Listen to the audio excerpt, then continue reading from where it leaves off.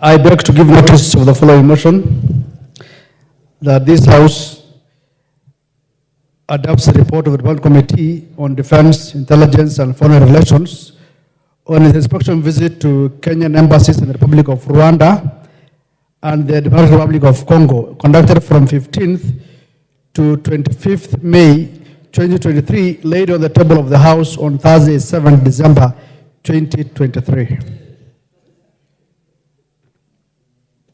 Chairperson, Public Investments Committee. So, Speaker, I have another one. Oh, sorry, go ahead. Honourable Speaker, I beg to give notice of the following motion, the second one, that this House adopts the report of the Development Committee on Defense, Intelligence and Foreign Relations on its inspection visit to Kenyan embassies in the Kingdom of Saudi Arabia and the state of Kuwait from 5th to 12th of May 2023, laid on the table of the House on Tuesday, 15th August 2023. Thank you, Honourable Speaker. Chairperson, Public Investments Committee on Governance and Education. Thank you, Honourable Speaker. I also have two notices. Honourable Speaker, I beg to give notice of the following motion, that this House adopts the second report of the Public Investments Committee on its consideration of the report of the Auditor General on the financial statements of the state corporations, training colleges, institutions for the financial year 2018-19, 2019-20, 2020-2021, laid on the table of the House on Tuesday, 20th June 2023. Then the second notice, Honourable Speaker. Okay. Honourable Speaker, okay. I beg to give notice of the following motion, that this House adopts the third report of the Public Investments Committee on Governance and Education on its examination of the report of the Auditor General on the financial statements of state corporations, Central Region, for the financial year 2018-19, 2019-20, and 2020-21, laid on the table of this House on Wednesday, 6th December 2023. Thank you, Honourable Speaker. Thank you. Next order. Order number 8, motion, report of the Committee of the Whole House on the Cotton Industry Development Bill, Senate Bill number 5 of 2023, question to be put, and third reading.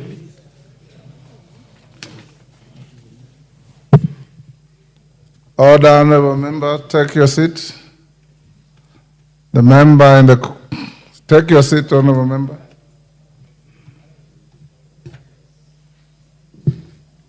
Honourable members, at order number 8, I now propose the question, which is that the Cotton Industry Development Bill, Senate Bill number 5 of 2023, be now read a third time. I put the question. I now put the question, and I'm satisfied we have quorum, which is that the Cotton Industry Development Bill, Senate Bill number 5 of 2023, be now read a third time. As members of that opinion say aye. Aye. Will those of the contrary opinion say nay? The ayes have it. Next order. A bill for an act of parliament to provide for the regulation, production, value addition, marketing, and distribution of cotton in Kenya and its products, establish the Cotton Industry Development Board, provide a framework for cotton farming, ensure value addition to cotton and its related products, and for connected purposes. Thank you. Before I put the next question, I don't see Ndindi Nyoro. Is Mary Mase, are you handling this? Yeah? Okay, fine. Members on their feet, take your seats. Take the nearest seats. I'll now put the question at order number 9. Pardon? Call it first. Yes. Order number 9, motion, report of the Committee of the Whole House on the County Government's Additional Allocations Bill, Senate Bill number 19 of 2024, question to be put, and third reading.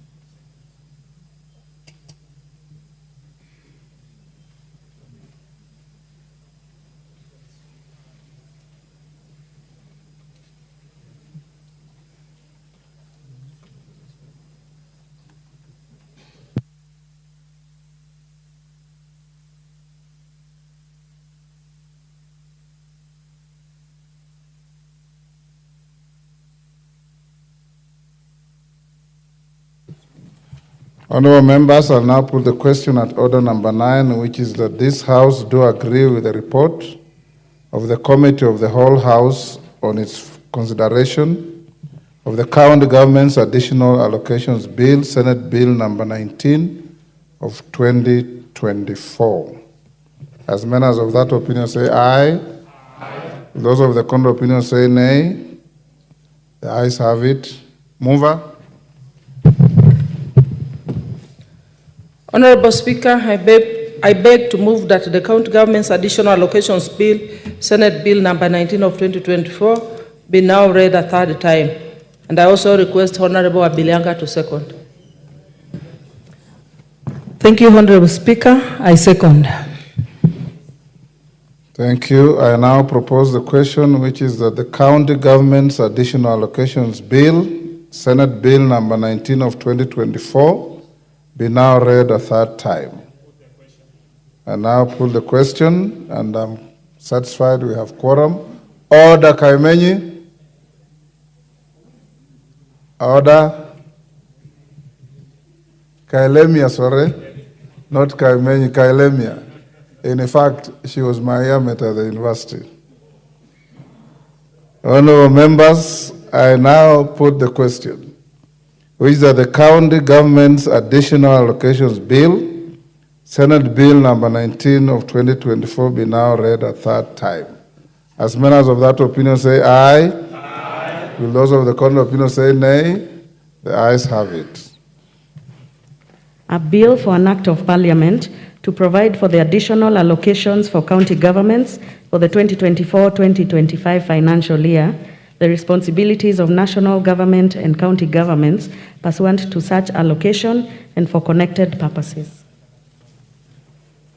Thank you. Order number 10, motion, inspection visit to semi-autonomous institutions of the East African community in Uganda. Order. Question to be I said we go to, or is that a question also? Oh yes, go ahead. Go ahead. Order number 10, motion, inspection visit to semi-autonomous institutions of the East African community in Uganda. Question to be put. Thank you. Honorable members, I now put the question at order number 10. Order. Order, member for Kipipiri. Which is that this House adopts the report of the Committee on Regional Integration on its consideration of the inspection visit to the semi-autonomous institutions of the East African community in Uganda, laid on the table of the House on Wednesday, 29th November 2023. As members of that opinion say aye. Aye. Will those of the contrary opinion say nay? The ayes have it. Next order. Order number 11, special motion, consideration of nominees for appointment as Cabinet Secretary and Attorney General. Honorable members, before I call the mover, allow me to acknowledge in the public gallery the following institutions: the Nyali Cambridge Link School, Lamu East, Lamu; St. Joseph's International Science School, Ainabkoi, Uasin Gishu; and Kipsilat Comprehensive School from Chepalungu in Bomet. I've been requested by Honorable Mandazi to welcome the school from Chepalungu. I'll give you 1 minute, and Honorable Rueda, also 1 minute. Start with Honorable Mandazi. Thank you so much, Speaker, for the opportunity you've given to me. So I welcome all our learners to the Parliament building so as to observe the proceeding and what we do as members of Parliament. I would like to encourage them that they work hard, because if you work smart one day, one time, you will be here. You will be a leader in the future who comes here to legislate, to see the process of making budgets. Of great concern, Mr. Speaker, is this particular school from my constituency. It's dear to my heart. It is at the lowest zone of my constituency. Suffering, Mr. Speaker, simply to mention, because I was there just 2 weeks ago and I told them they should come here so that they see what happens. Completely, it has no road accessibility. And I've taken it upon myself, although actually the CDF Act has removed us, was barred us from doing roads to improve accessibility to school. And it's a feeder road, classified under county. It is a concern to all of us and as an house that when such circumstances we face as leaders, it is upon ourselves to take it and handle it so that the students can be able to do it. If it's a feeder road, tell your governor to construct it. That is the work of the governor. Rueda, 1 minute. Asante Bwana Spika, kunipatia mimi nafasi nami niwakaribishe Cambridge School hapa bunge. Nataka nirekebishe kidogo, vile mimi nimetoka Lamu, imeonekana hii school imetoka Lamu, lakini hii school imetoka Mombasa, Nyali. Nawakaribisha sana hapa. Mimi tu ndio niliwatafutia nafasi ya kuja kwa sababu niliomba, waliona nimewaleta Walamu wengi.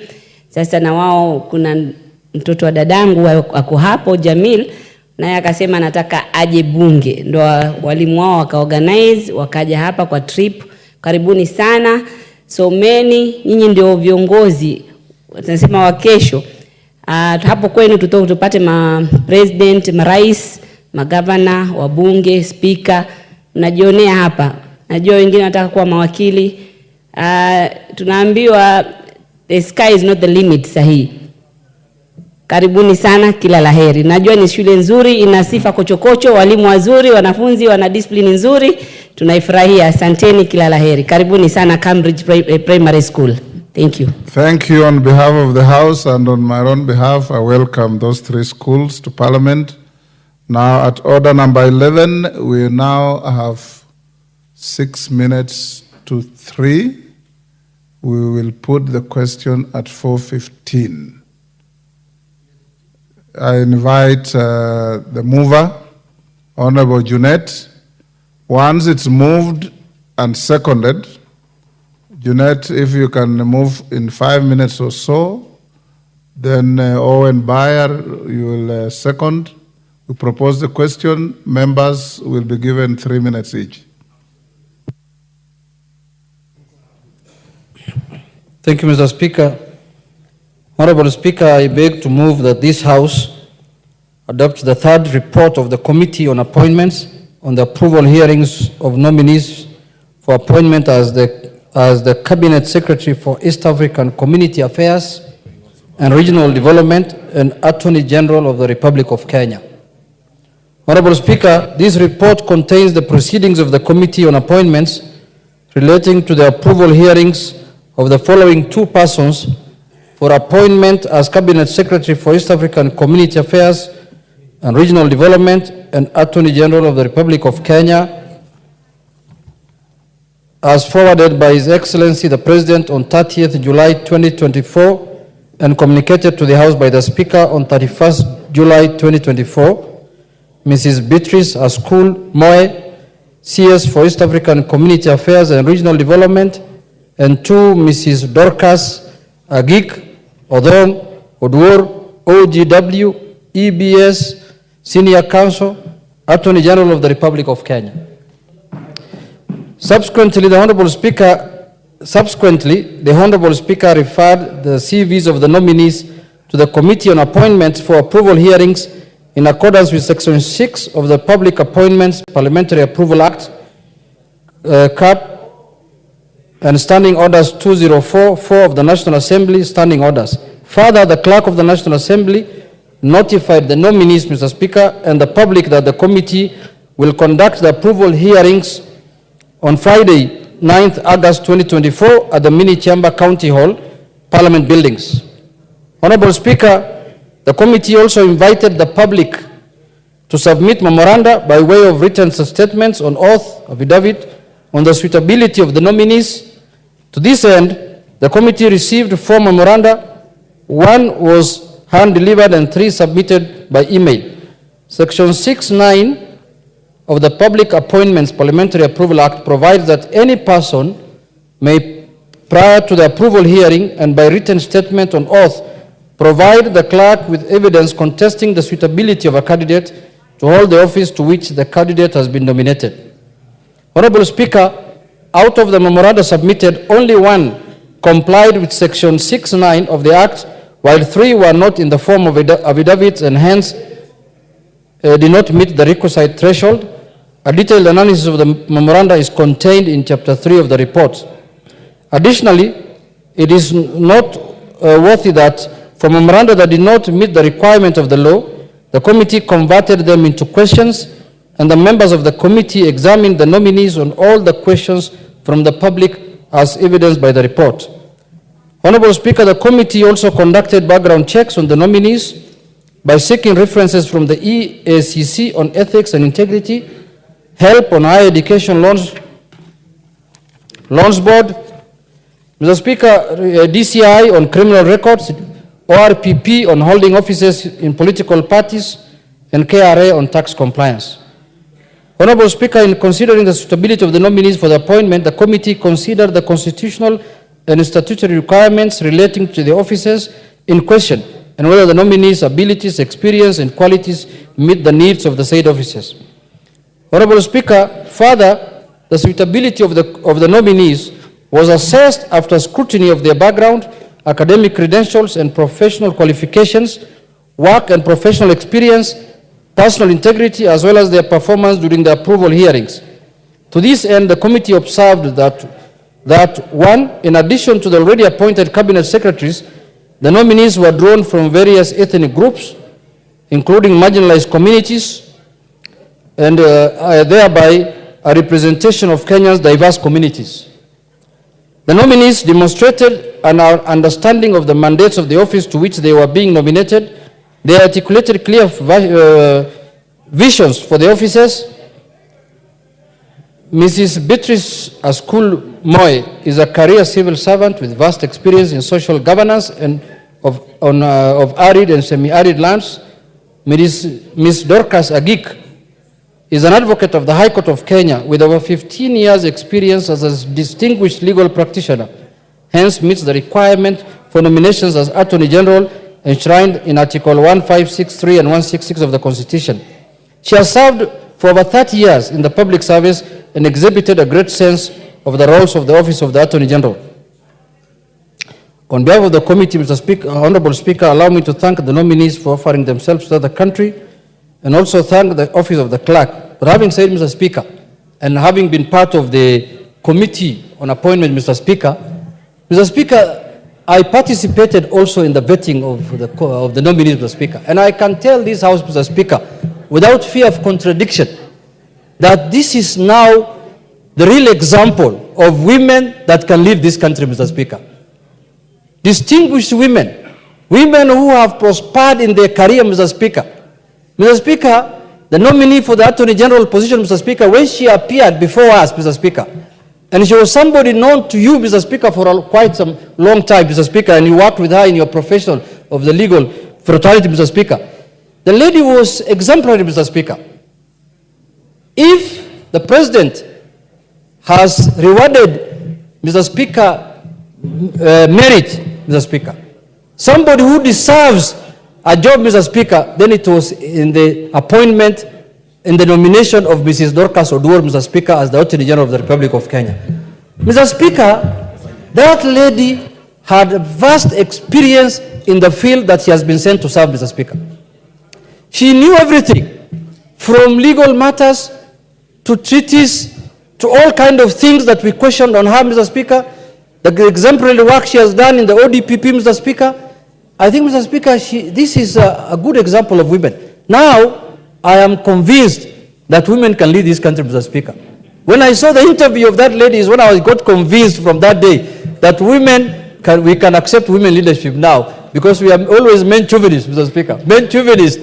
Now I've agreed that women is a good example of a leader, is a good example of a person who can be trusted with an office, Mr. Speaker, that deserves to be trusted to a woman, Mr. Speaker.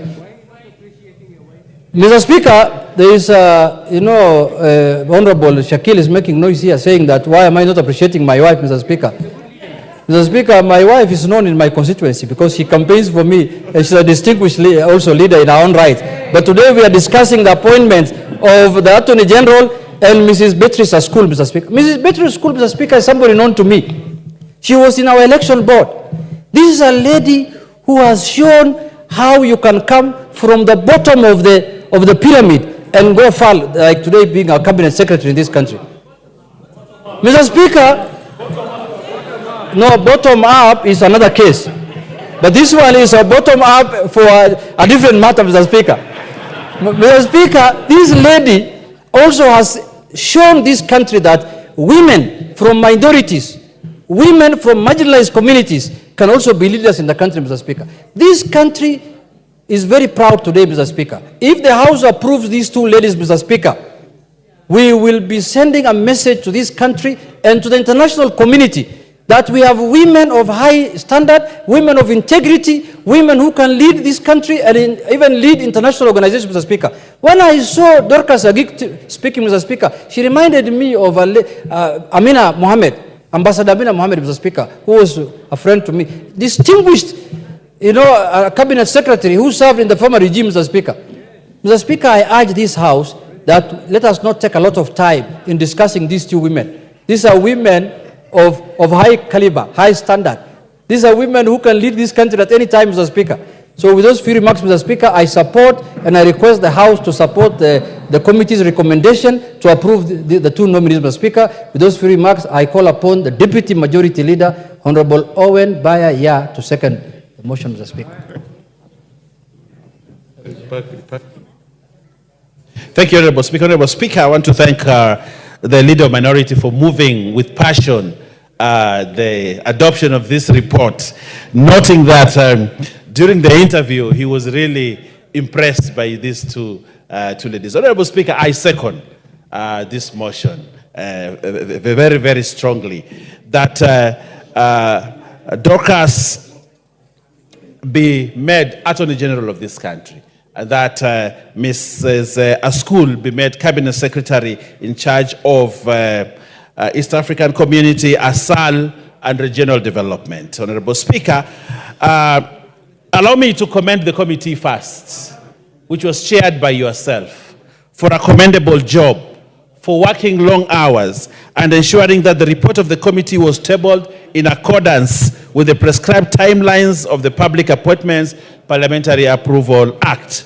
Honorable Speaker, the committee, which worked many hours, undertook intensive scrutiny of the evidence that was tabled before the committee. Honorable Speaker, I want to confirm to this House that Kenyans of all walks of life participated in the vetting and interviewing of these people by bringing in very many memorandums and questioning many things, which also shows the growth of our democracy and constitutionalism in this country. Honorable Speaker, the public participated. So if there is any issue about public participation, they participated vigorously in terms of vetting and in terms of ensuring that we got the best. Honorable Speaker, also, we ensured that government institutions like the EACC, KRA, HELB, DCI, and ORPP also brought in information to support the vetting and the committee during that time. Honorable Speaker, I would like to zero in on one candidate, Beatrice Askul Moe, from the marginalized community, at Turkana, who started from down there, from a trade certificate to those small documents, and rose until she got a degree, she got a master's. You can see growth in the education of this lady until she became a CEC, a county executive committee member in a county. And she ran a whole department, several departments. You can see even ODM at one time appointed her as one of the members to nominate the running mate of their candidate last time. So you can see a lady grounded properly in governance. You can see a lady grounded properly in public service. You can see a lady that is enthusiastic about serving her country. Honorable Speaker, I think we have the right candidate for the job. All she's required to do, settle in and serve Kenyans, notwithstanding where she is coming from. So I would like to ask this House, as we approve this lady, as we approve Mrs. Beatrice Askul Moe to be the cabinet secretary in charge of East Africa, she will be our top diplomat within East Africa. She will be our link between the regional government and the national government. Honorable Speaker, we have the right person, and I would like to request this House to support Beatrice Askul to be appointed as Cabinet Secretary in the Republic of Kenya. Honorable Speaker, Ms. Dorcas Agik Odwor, very impressive CV, one of the best in terms of law practice, one of the best in terms of law within the public service, one of the best in our court systems.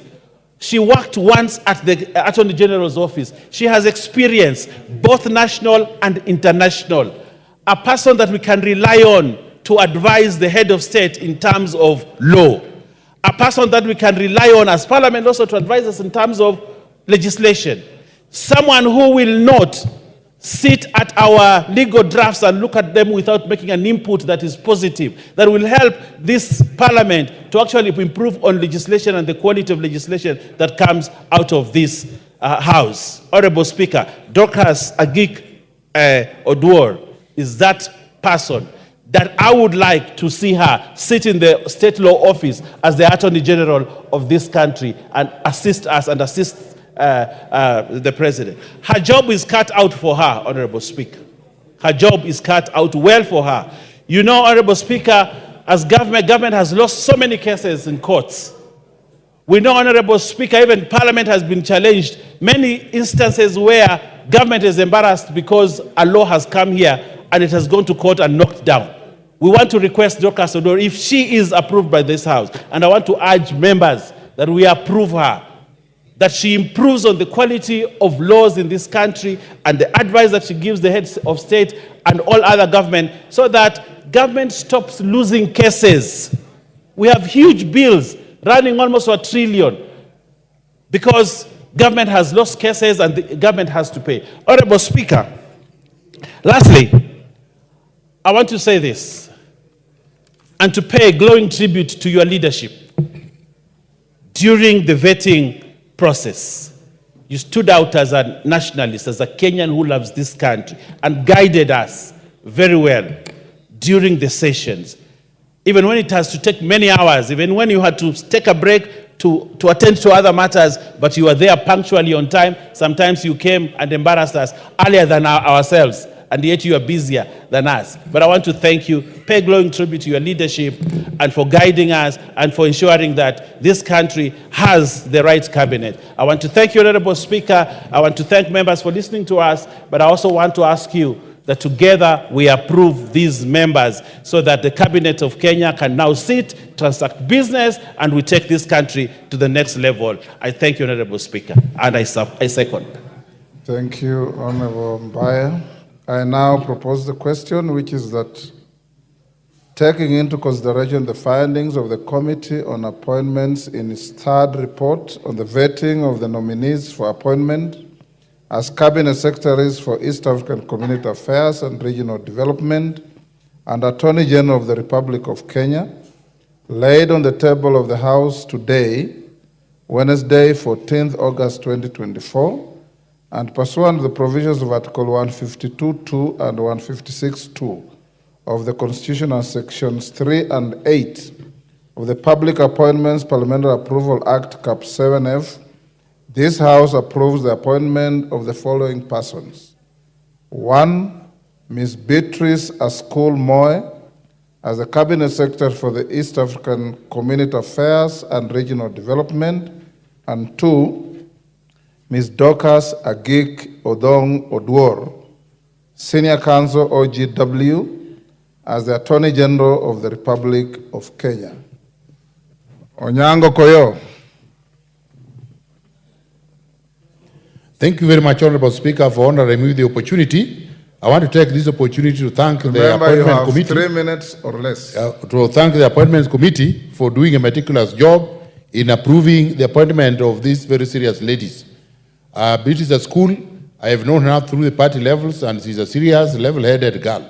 But I want to speak seriously about the incoming Attorney General of Kenya, Dorcas Agik Odong Odwor.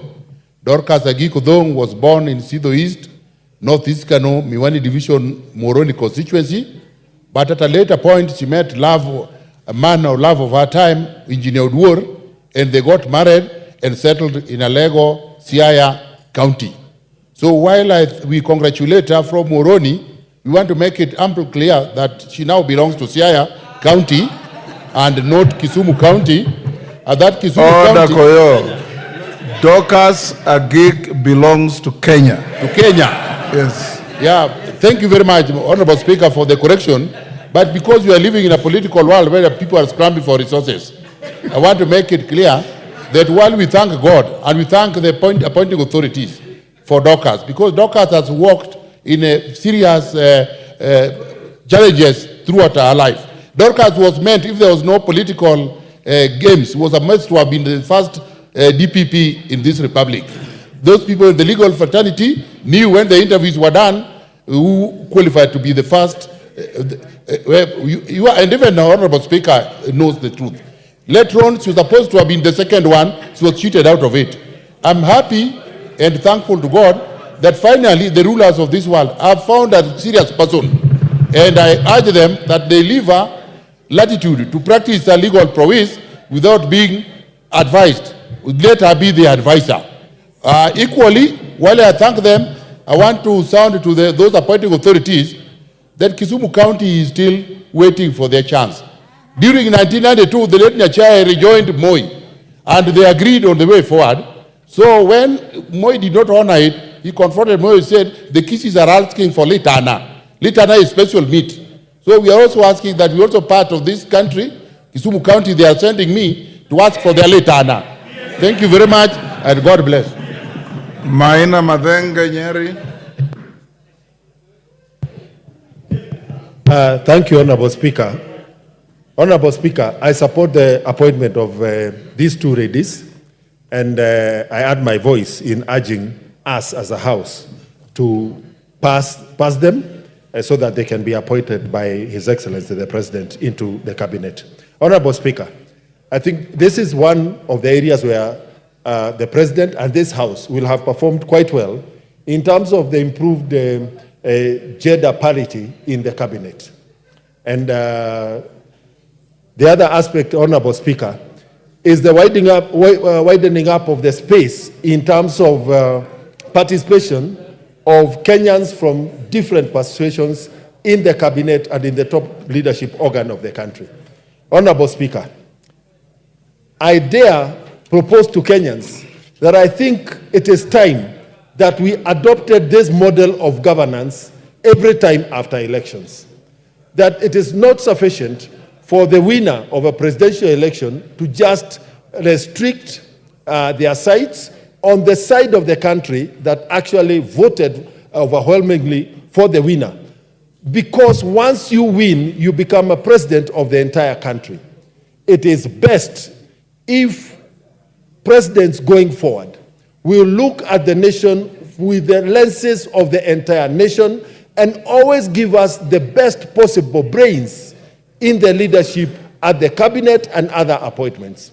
Honorable Speaker, I look at during the last tenure of the late President Moi, and he had to appoint Baba into his last term when Tinga Tinga was swallowed by the cockerel. Later, the Tinga Tinga was swallowed by the cockerel. Later, Honorable Speaker, we would see Mwai Kibaki come together with a constellation of Kenyans in Raila Odinga, the late Wamalwa, and Charity Giru. And whenever the country has been in that position, we have seemed to perform well. Honorable Speaker, I want to congratulate the two ladies, and especially the appointee for the position of Attorney General. She has a depth of experience and a wealth of experience that can only benefit this country. Honorable Speaker, I support. Julius Sunguli. Mr. Speaker, I also join those who are supporting this motion. And I don't know Ms. Moy well, but I trust the judgment of those who know her and congratulate her for being appointed. Mr. Speaker, I know Dorcas Agik. She's a colleague in the law.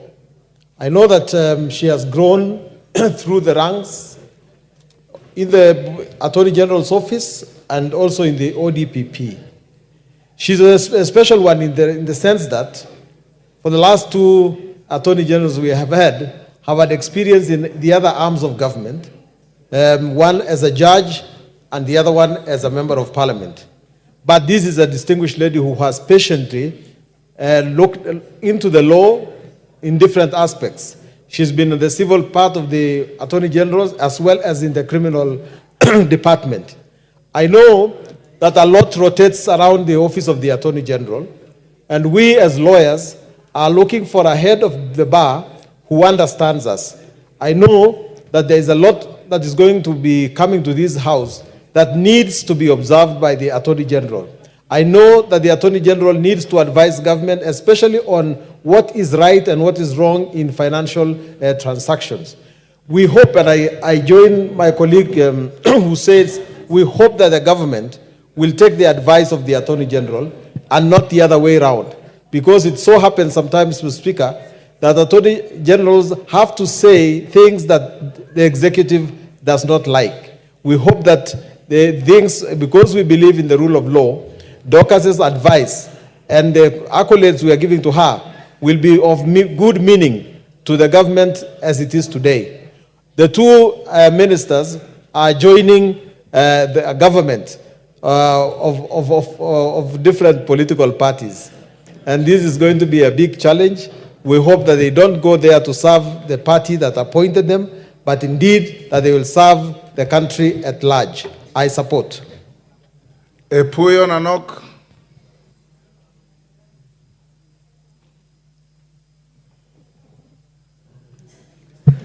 Thank you, Honorable Speaker, for giving me a chance to weigh into this motion.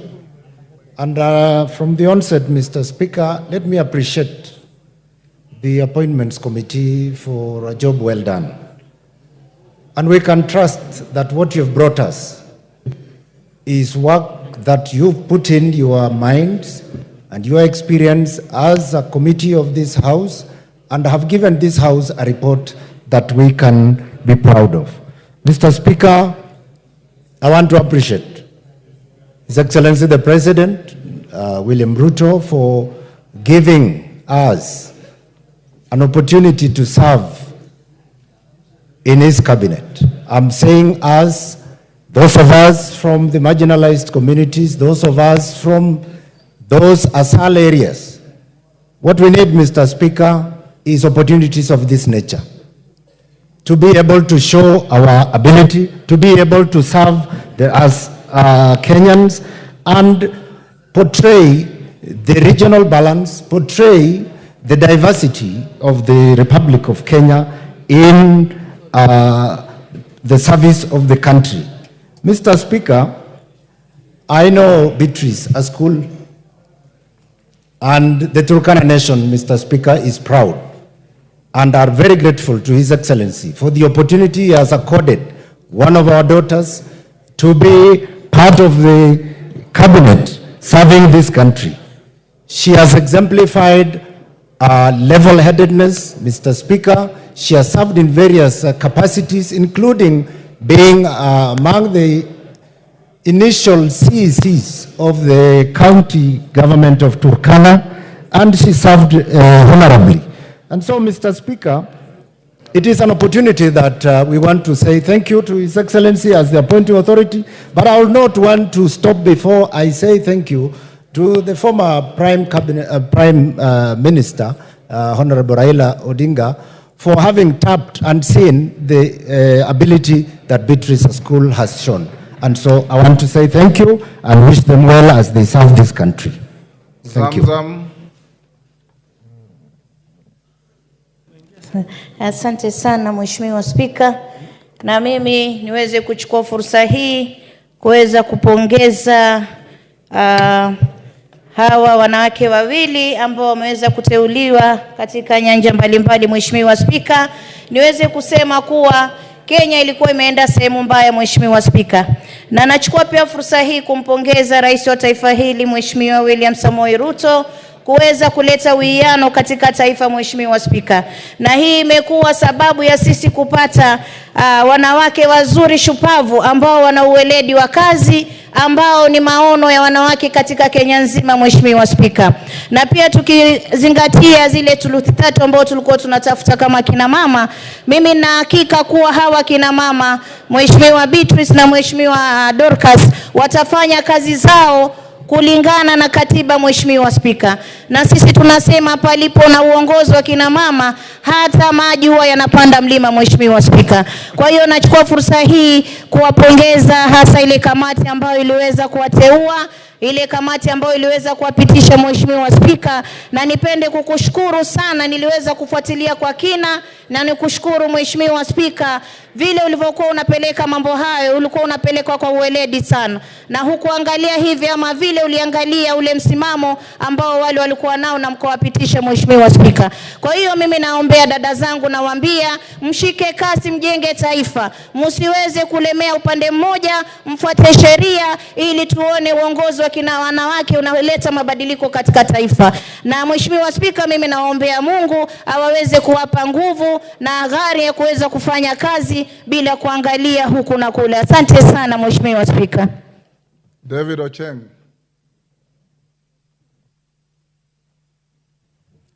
Thank you so much, Mr. Speaker. Mr. Speaker, I followed the proceedings of this vetting, and I can tell you, because you don't watch yourself, your committee enjoyed this vetting these two ladies compared to what we saw the other week, because these two ladies were grace, candor, honesty, heartfelt answers. We watched them and we believe, Mr. Speaker, that these were right nominations. Mr. Speaker, since when I was 17, the first election, every candidate for president talks about Singapore and South Korea and Malaysia. I heard that year, President Moi himself, Baba Raila Odinga was a candidate at that time, and they were saying, we want to build a South Korea. I heard the same stories in 02 between Kibaki and Uhuru Kenyatta. I heard the same stories last election between Raila Odinga and William Ruto, who is now the president, that they want to build a Singapore. So, Speaker, the biggest secret, the distinguishing feature of South Korea, Singapore, Malaysia, has never been the roads they built, not the planes they built, but the energy they put in their character and meritocracy in how government is run. I believe these two ladies, Mr. Speaker, epitomize what public service should look like.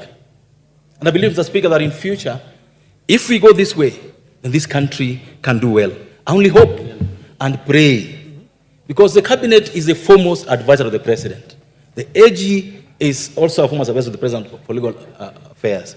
I only pray and hope that other people will not be allowed to come between the advice these two ladies give the president, their dockets, and the decisions that are being made, Mr. Speaker.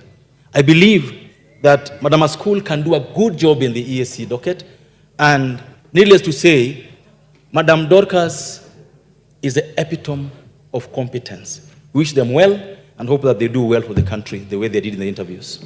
Bensouda. Thank you so much, Mr. Speaker, for giving me this opportunity. And I would want to stand here foremost very proud of my fellow scholars who are right on track in the world of academia, where Honorable Dr. Joyce Atieno Sogo is found as an academia. Number two, Mr. Speaker, I rise to support Beatrice and Dr. Oduol for having achieved in academic standards. And that was evidence on how they presented their cases, on their publication and thorough mastery of content on what they are going to represent the Kenyans. Mr. Speaker, I rise to support the two ladies, and I want it to go on record that I salute, it must be on record, His Excellency Baba Raila Odinga for the support of the female gender, for the nominee that was exhibited, that gender rule on female is quite fundamental in this country by the President, Dr. Samuel William Ruto.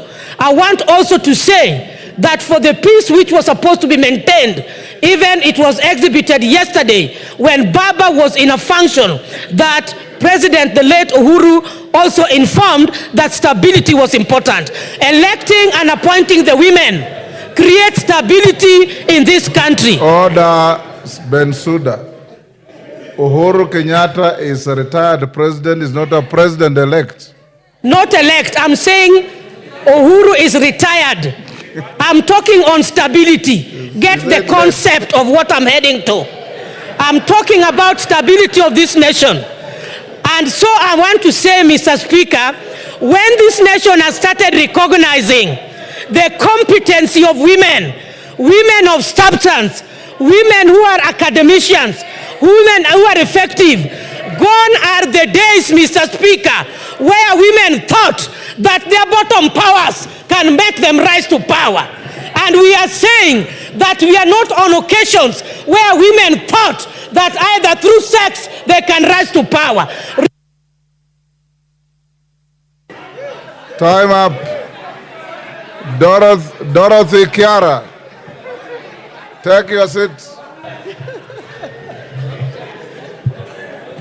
I can't.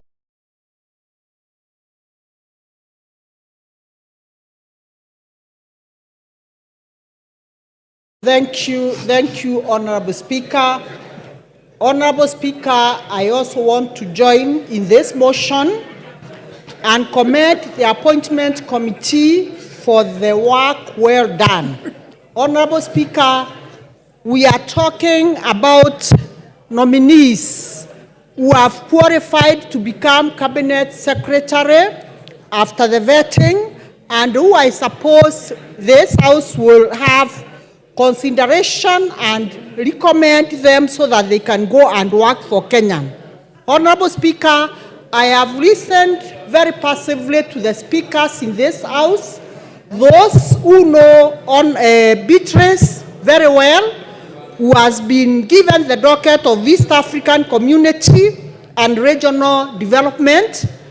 And Honorable Speaker, from what I'm getting and even from watching how she performed in the interview, I am convinced this is the right person for that docket.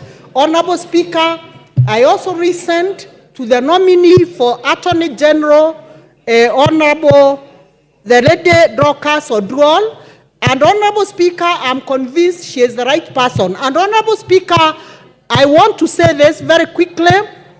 I heard Honorable Junet talking about if these women, and I want to say for record, Honorable Speaker, women, when given and accorded an opportunity, they can be able to perform much better than even the male counterparts.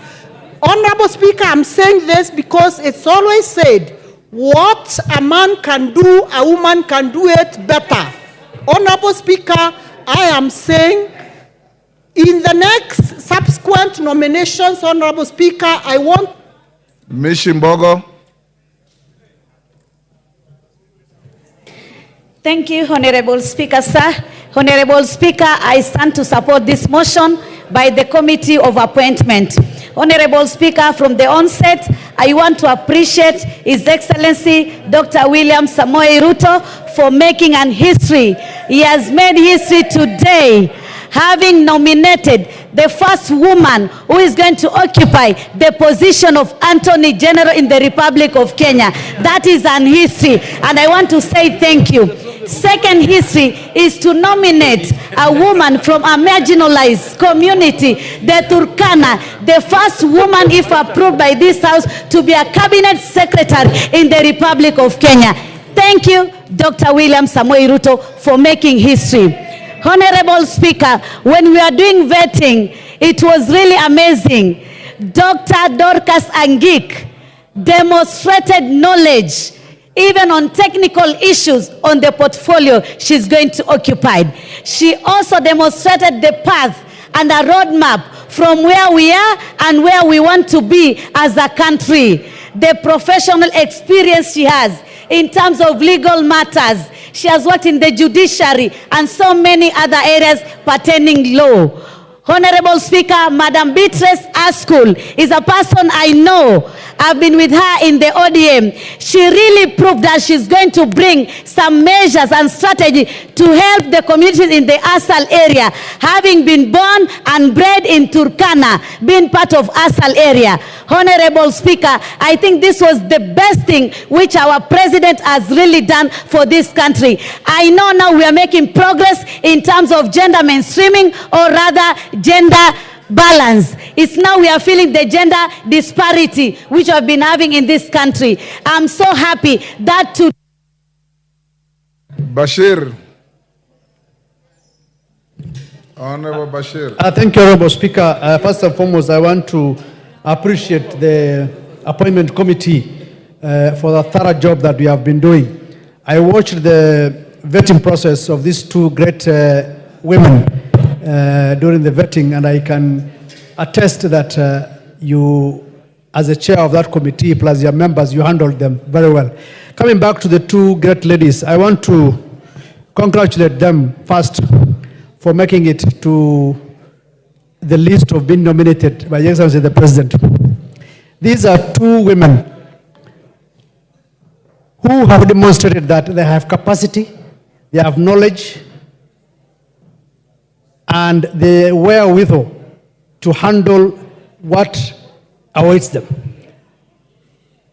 The Attorney General nominee, Ms. Dorcas Odwol, is returning back to the Attorney General chambers, having worked there before, and so she understands the role expected of her as the next Attorney General of this country, and being the first woman to also occupy that house.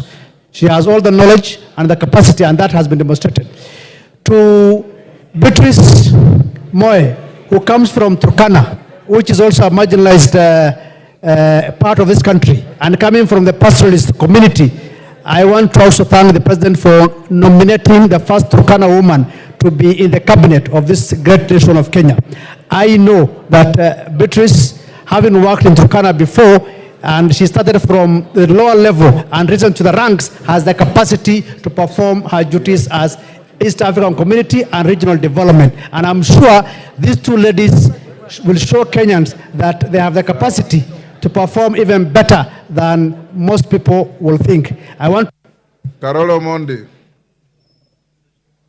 Thank you very much, Right Honorable Speaker. It gives me great pleasure to stand on behalf of Class of 90, University of Nairobi, to support the nomination of Dorcas Odwor as the Attorney General of the Republic of Kenya.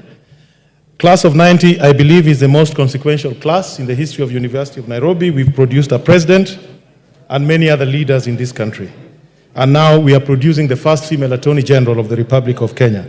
I did join the Office of the Attorney General with Dorcas, and we have worked closely together for many years, and I have full confidence in our ability to discharge the duties of that office. I'm also very happy to reinforce what Honorable Koyo said, that Dorcas has waited a long time for this opportunity. She should have been our first DPP under the 2010 Constitution if it was not for negative politics. Most recently, we've been working together with Dorcas on establishing a framework criminal investigations law, which we do not have in this country, so as to help in fighting corruption. And hopefully very soon, I did send a request to your office, we will be able to generate a draft of a bill that will regulate criminal investigations in this country. How we train and the qualifications that we require for our investigators, how the process of investigations should be done, and how we can use forensic science and other modern investigative tools in dealing with crime. Secondly, we are also working on nationhood science as a new subject in trying to amend the curriculum so that we could actualize Article 10 of the Constitution as well as Chapter 6. These are some of the matters. I think that draft bill is already with the Budget Committee, and hopefully when she's the Attorney General, we'll be able to move these things forward. Finally, Mr. Speaker, I did request, and I wrote to you, that when an appointments committee gives us the report, it should be a little more detailed. You may recommend a candidate, but you should also give us your observations, whether you have any reservation. Murugara. George Murugara. Thank you.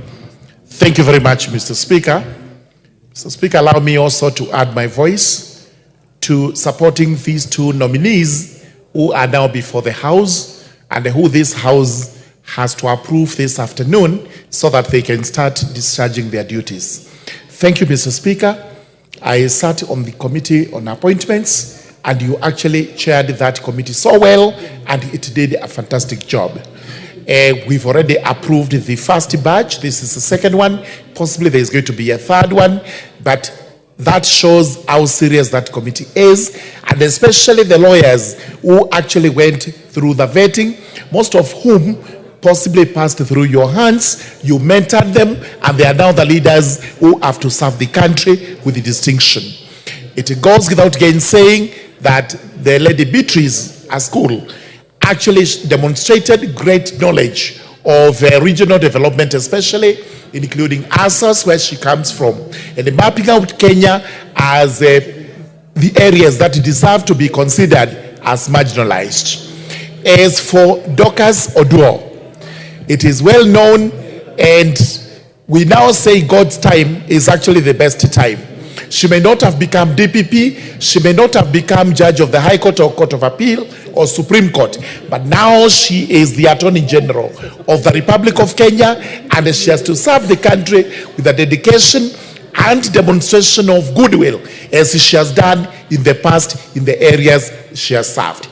Mine would be to congratulate them and urge them to serve this country in the best interest of everyone as Kenyans. Thank you, Mr. Speaker. Asinyen, Women Rep Turkana. Thank you, Mr. Speaker, for giving me this opportunity to contribute to this good motion. First and foremost, Mr. Speaker, I would like to thank the vetting committee for the good job, for vetting the two great ladies and bringing them to this level. Mr. Speaker, my gratitude goes to His Excellency Dr. William Samoei Ruto for what he has done. One, for opening up a dialogue with the rest of Kenya, and now this is the results we are discussing today, Honorable Speaker. It started as a candid conversation between him and other leaders, and now we are having new names in the cabinet, Honorable Speaker. As the Turkana people, we are very much grateful to His Excellency Dr. William Samoei Ruto. This is the first time a Turkana woman is appearing in the Kenyan cabinet, and we want to say thank you, thank you. Without forgetting His Excellency Honorable Raila Amolo Odinga for rewarding loyalty. Honorable Beatrice School has been a staunch supporter of one Honorable Raila Amolo Odinga. So we want to thank him also for rewarding loyalty, Honorable Speaker. Now, at the moment, Honorable Speaker, I'm a comfortable leader because I can really see we are headed to the right direction. The country is headed to the right direction. if those marginalized communities are now part and parcel of the decision-making table, Honorable Speaker, we now feel like we are also fully fledged Kenyans. So we want His Excellency Dr. Samoei Ruto to continue steering the country towards that unity path, so that those that have never had a chance to feel to be Kenyans can feel to be Kenyans. I want to thank Bishop Hamala. Thank you, Honorable Speaker. I rise to support this special motion on appointment of the Cabinet Secretary and the Attorney General. I want to applaud you, Honorable Speaker, for the good work you did with the vetting committee. And Honorable Speaker, I want to say that it's a very good time for women of Kenya, because the girl child in the past felt marginalized. But with these appointments, we are seeing that women are getting into their space. Sometimes it's worrying that the boy child may be getting in trouble. So this is a good signal, good indicator for the girl child. And what I know, Madam Beatrice and the Attorney General, Madam Dorcas, these are great Kenyans. And also at the same time, Honorable Speaker, it is important to note that His Excellency President William Ruto and the Right Honorable Raila Odinga have done something for this country. The issue and the notion of thinking that when a government comes in place, it is just for specific people or people with shares in that government. This has brought that to an end, where all Kenyans feel this is their government, they are part of Kenya, and we can be proud of being Kenyan citizens. We can be proud of our government, and we can go to those offices without feeling intimidated or thinking that if I don't own a share, I am not part of it. Even the people in Turkana, people in Western Kenya, people in the coastal part of Kenya are now part of this government. Whether they have come in through the door, through the window, even me, I've come in through the window, and I am on the inside. On the inside, I'm inside. Wanjiku Moya. Thank you, Honorable Speaker. On the onset, I stand on behalf of my Committee of Regional Integration to congratulate the two great ladies, especially Honorable Beatrice, who will be working close to us, and also recognizing that the AG is a critical position, particularly this time when we are handling the amendment of the treaty, also in keeping the legal instruments of the community. And the AG will time and again be advising the Council of Ministers. Honorable Speaker, I look forward and hope it is during this time of the CS Beatrice, the incoming EAC Minister, we shall realize the ever-challenging issue of financial mechanism. We have always had the remittance avenue, and we have been looking forward as a community how to resolve this matter. I hope it is during her time we shall realize this, and it will be a thing of the past which has been troubling the community.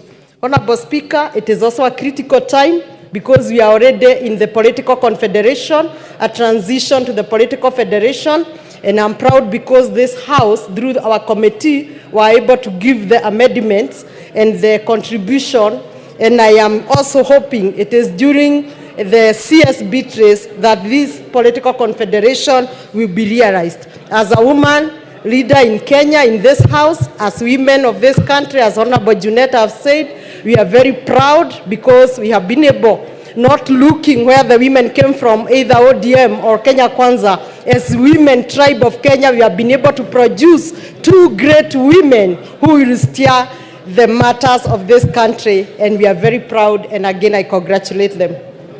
Rico, member for Turkana South. Thank you, Honorable Speaker, for giving me this opportunity to raise my voice on this motion. Honorable Speaker, I want to start by appreciating the Committee on Appointments for recommending these two ladies to these positions. Honorable Speaker, I want to be very clear that this government belongs to all of us. This government, we are shareholders of this government. Despite the fact that we are opposition, you are executive, we are all in one government. Honorable Speaker, to be very clear, Honorable School is my constituent. And I have known her from my childhood. She has done a lot in terms of working with the non-governmental organizations, Oxfam, World Vision, and all those NGOs that are supporting the ASAL areas. Honorable Speaker, I want to appreciate His Excellency Dr. William Samoei Ruto for considering the Turkana nation as part of his government. In addition to that, I want to appreciate His Excellency Engineer Raila Amolo Odinga for having proposed a Turkana, the first lady, to sit in his government. Honorable Speaker, this will bring our nation together by considering the marginalized community. The marginalized community will consider that they are part of this government. Thank you, Honorable Speaker. Wakili Mreu.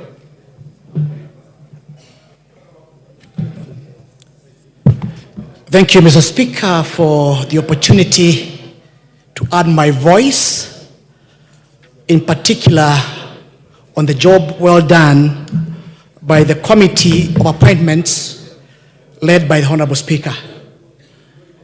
Mr. Speaker, sir, I want to, first of all, thank you, in particular, the appointing authority, for proposing these two ladies.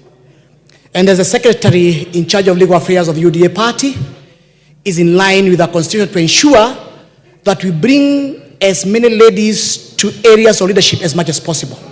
And therefore, Madam Beatrice, Madam Dorcas are aligned in our constitution.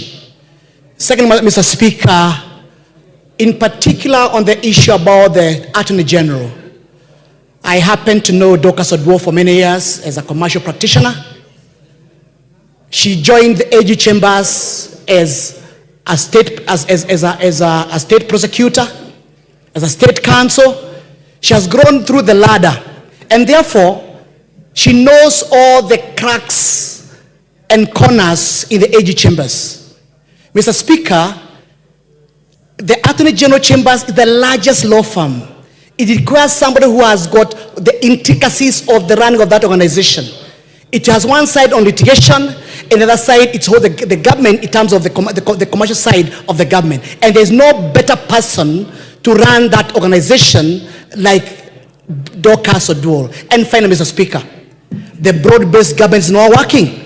If it were not for the proposal for broad-based government, we would not have the qualities and the knowledge of Dorcas Odwo. And therefore, Mr. Speaker, I support the motion. Jared Okello. Honorable Speaker, I thank you very much. Firstly, allow me to congratulate our two gallant heroines.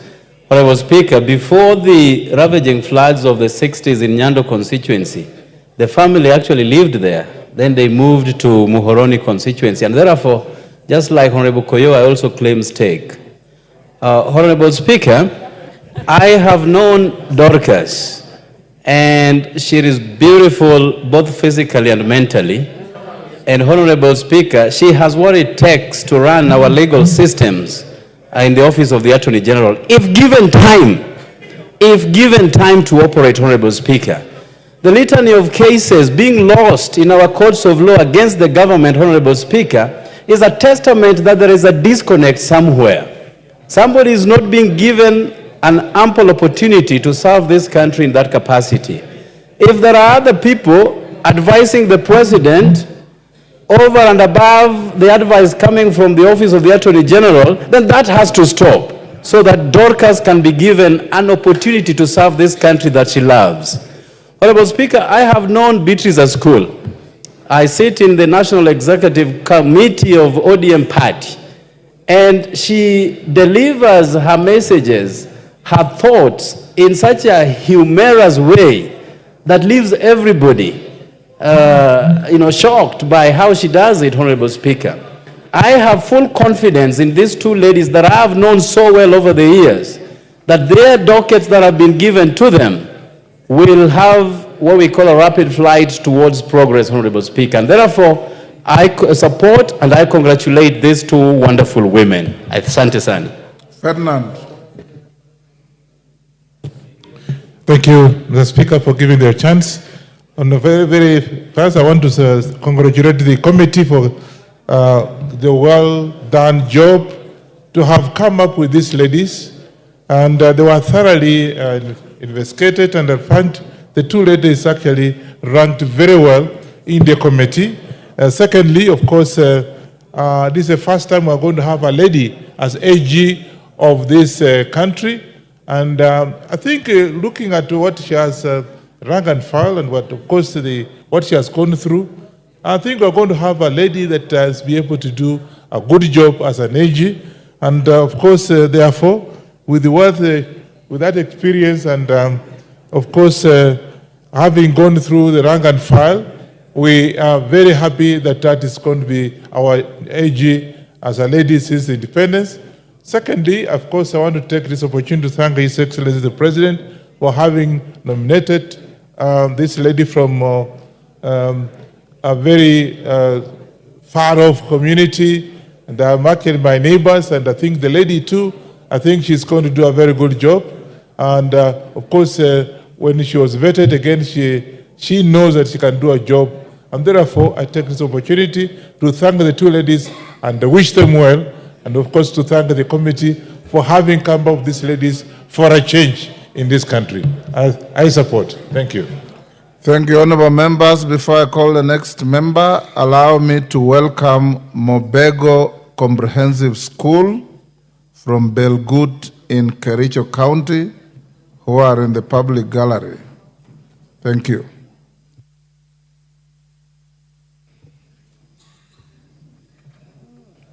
Thank you, Mr. Speaker. Mr. Speaker, Kenya is a melting point of many nation states. And Mr. Speaker, all of us must remember our forefathers when they brought us together from different regions to put a claim to this beautiful premier nation called Kenya.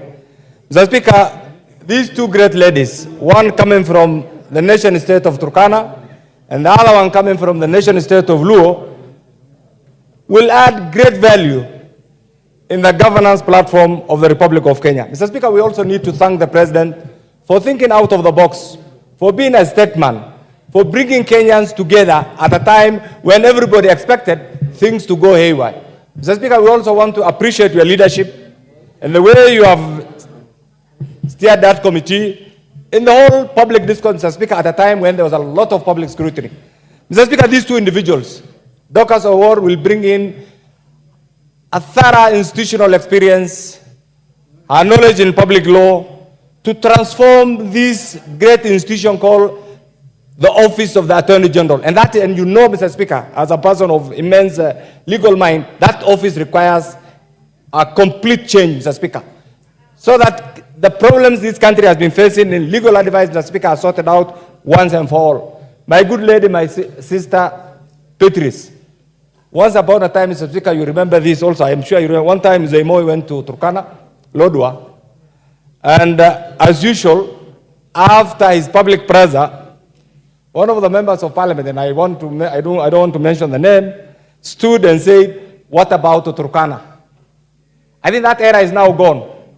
Every phase of the Republic of Kenya, courtesy of our constitution, plays a critical role in our governance structure. And therefore, Pitris and cohort, wherever you are, please don't let down the pastoralist nation. Demonstrate, because now... Chair Orot. Chair Orot, Joseph. Thank you, Mr. Speaker, for giving me this chance to take time to congratulate the nominees, Dorcas Agik and Beatrice Askul. Thank you so much, Mr. Speaker, because of especially the perseverance and the patience that the vetting committee had during that time of vetting these nominees. Mr. Speaker, I took time to watch and even observe what was going on in most cases, Mr. Speaker, you took time. You took time, Mr. Speaker, even to rally behind the committee, and I must congratulate you on that, Mr. Speaker. I want also to congratulate His Excellency the President for endorsing the two names. As my colleagues have mentioned, for the first time in the history of Kenya, we are going to have a lady AG who is going to be the legal advisor of this country, and I want to wish well Dorcas in her new work and new job when we are going to, because we are going to approve. Secondly, Mr. Speaker, this lady Beatrice from Turkana. Mr. Speaker, I want to say that I want to welcome her because I'm in the Committee of Regional Development, and I know when she's going to be approved here, Mr. Speaker, she's going to do her job well. Otherwise, I want also to congratulate the entire members of Parliament also because of the unity that we have together and the way we have been working, Mr. Speaker. Thank you so much, Mr. Speaker. Lillian Kogo. Thank you so much, Dr. for this opportunity you've given me. I also rise to support, and I want to thank the committee for the good work they did, and I want to thank the honorable ladies nominee who were given an opportunity to serve our country. And as they were being interviewed, I saw they observed, and they were very well versed with Article 232 of the Constitution of the Republic of Kenya. I want to implore the systems to give them money to work, because it is one thing to be given an opportunity and it is another to be facilitated to do your work well. So I urge Parliament that has the power of the pocket to give them money. We wish them well as ladies of this republic. And when you looked at them, Honorable Speaker, they are elegant, they are also eloquent, they are exposed, and they are well educated and well informed in what they were being asked, and I know they are going to deliver well in their docket. I also want to thank Parliament, and especially the committee that was doing this job. The kind of questions the committee was asking was serious questions that showed that this time round there was no joke, and it was not just a matter of passing nominees. So I want to wish them well, Honorable Speaker, and I know as women they are going to deliver. I want to thank the President, Dr. Ruto, for considering women. And I also want to thank my party leader that given an opportunity, he also considers women. Emancipation of women in leadership is taking a different turn, and I know it's going to be for our good. I thank you, Honorable Speaker. Taitumu. Next. Yes. Okay, thank you, Mr. Speaker, for this opportunity. First of all, may I start by congratulating the two gracious ladies for their appointment. Mr. Speaker, these two ladies exhibited high degree of competence and also in-depth knowledge of their subject area. Madam Beatrice Asku is a real role model for the girls of this country, particularly from the peripheral areas and the marginal areas of this country. Madam Dorcas displayed a high degree of competence in the areas of law, and we believe as a country that this gracious lady will do a lot to bring justice and actually advisory services to the end of state. For this reason, Mr. Speaker, I support and we are impressed as a country, and we are asking all girls, wherever they are, to know that they can rise to the top. What is actually required is to be in school and also to be mindful, and also handwork pays at the end of it all. Thank you, Mr. Speaker, and I support. Dr. Nyikal. Thank you, Mr. Speaker, for giving me this opportunity. Mr. Speaker, I rise to support this, and I first start to appreciate the work that the committee has done, chaired by you. But Mr. Speaker, I want to just make one point regarding that it's good that we get these reports early. The last time we got the report while the process was going on, today it is the same. It is important that as members, we actually get opportunity to read this report. While we are doing this vetting, we must be aware that the public is also vetting us. and they read this report. Sometimes they wonder if you are making comments and not relating to the report. Despite that, Mr. Speaker, I think your team did a good job, and I think you enjoyed vetting professionals of competence. I'm sure you did that. And Madam Askul, I looked at the report. She has done community work, and to be in charge as a CEC in water in ODM. And as you know, ODM is a big, complex party. And for her to have worked so well, that is really competence. My advice to her is that when you go to the East African, she goes to the East African community, let us create a community that we belong to, not countries that are actually bickering with each other. I wish to have the community as the one I knew when I was a child, and even you, I think, Mr. Speaker, where we knew or we belonged to one community. Oduore is exemplary. She should have been a deputy prosecutor a long time ago. Look at the international work she's done. The Harare Mutual Legal Assistance Scheme, evaluation.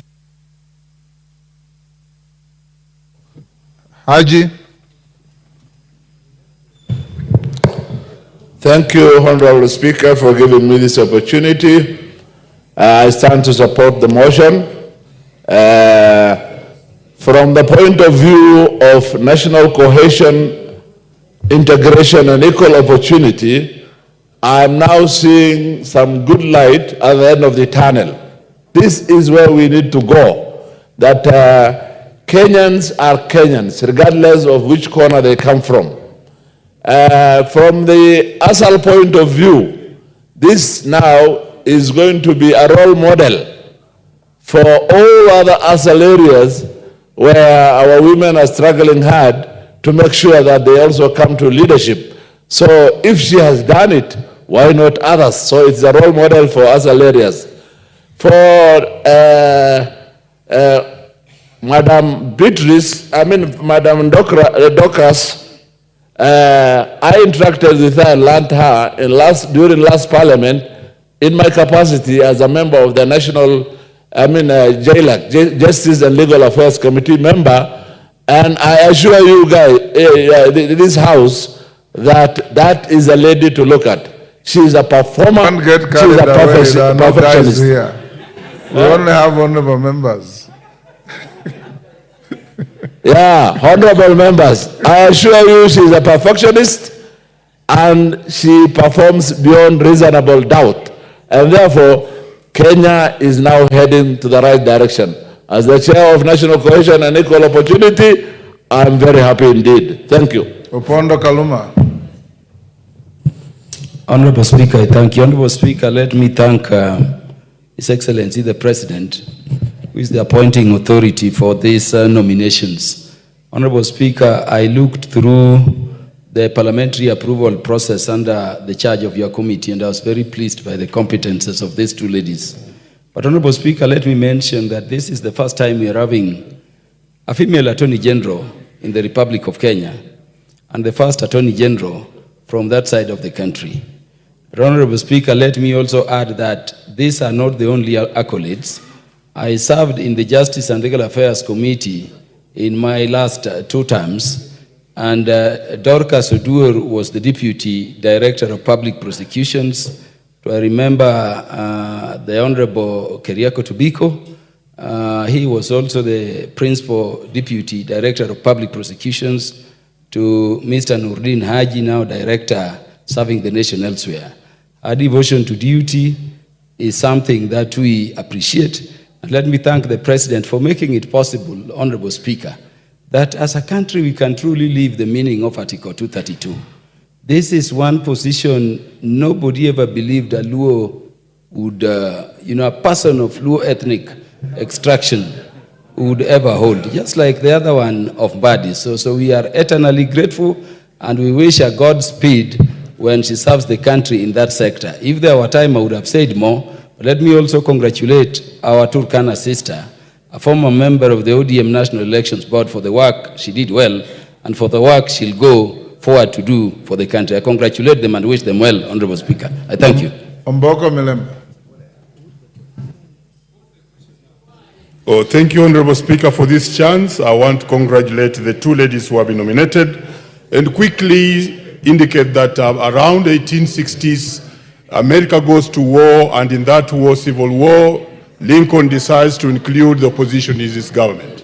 And that's how he brings on board the likes of Betts, Chase, and others, and forms a team of rivals. I believe with these two nominees, we come to an end of this broad-based cabinet, which I wish well to work for this particular country. I want to congratulate the President, William Samoei Ruto, for having thought out of the box to create this broad-based government, because it's very important during very unique times to make extraordinary moves. I also want to congratulate Raila Odinga, because at the time of crisis, he stood up as a statesperson to make sure that we make the government move forward.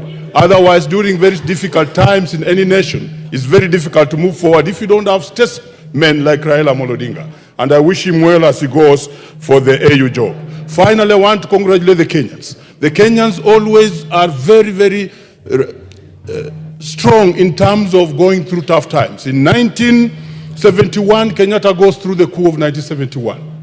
And Moi goes through the coup of 1982, but Kenya remains strong.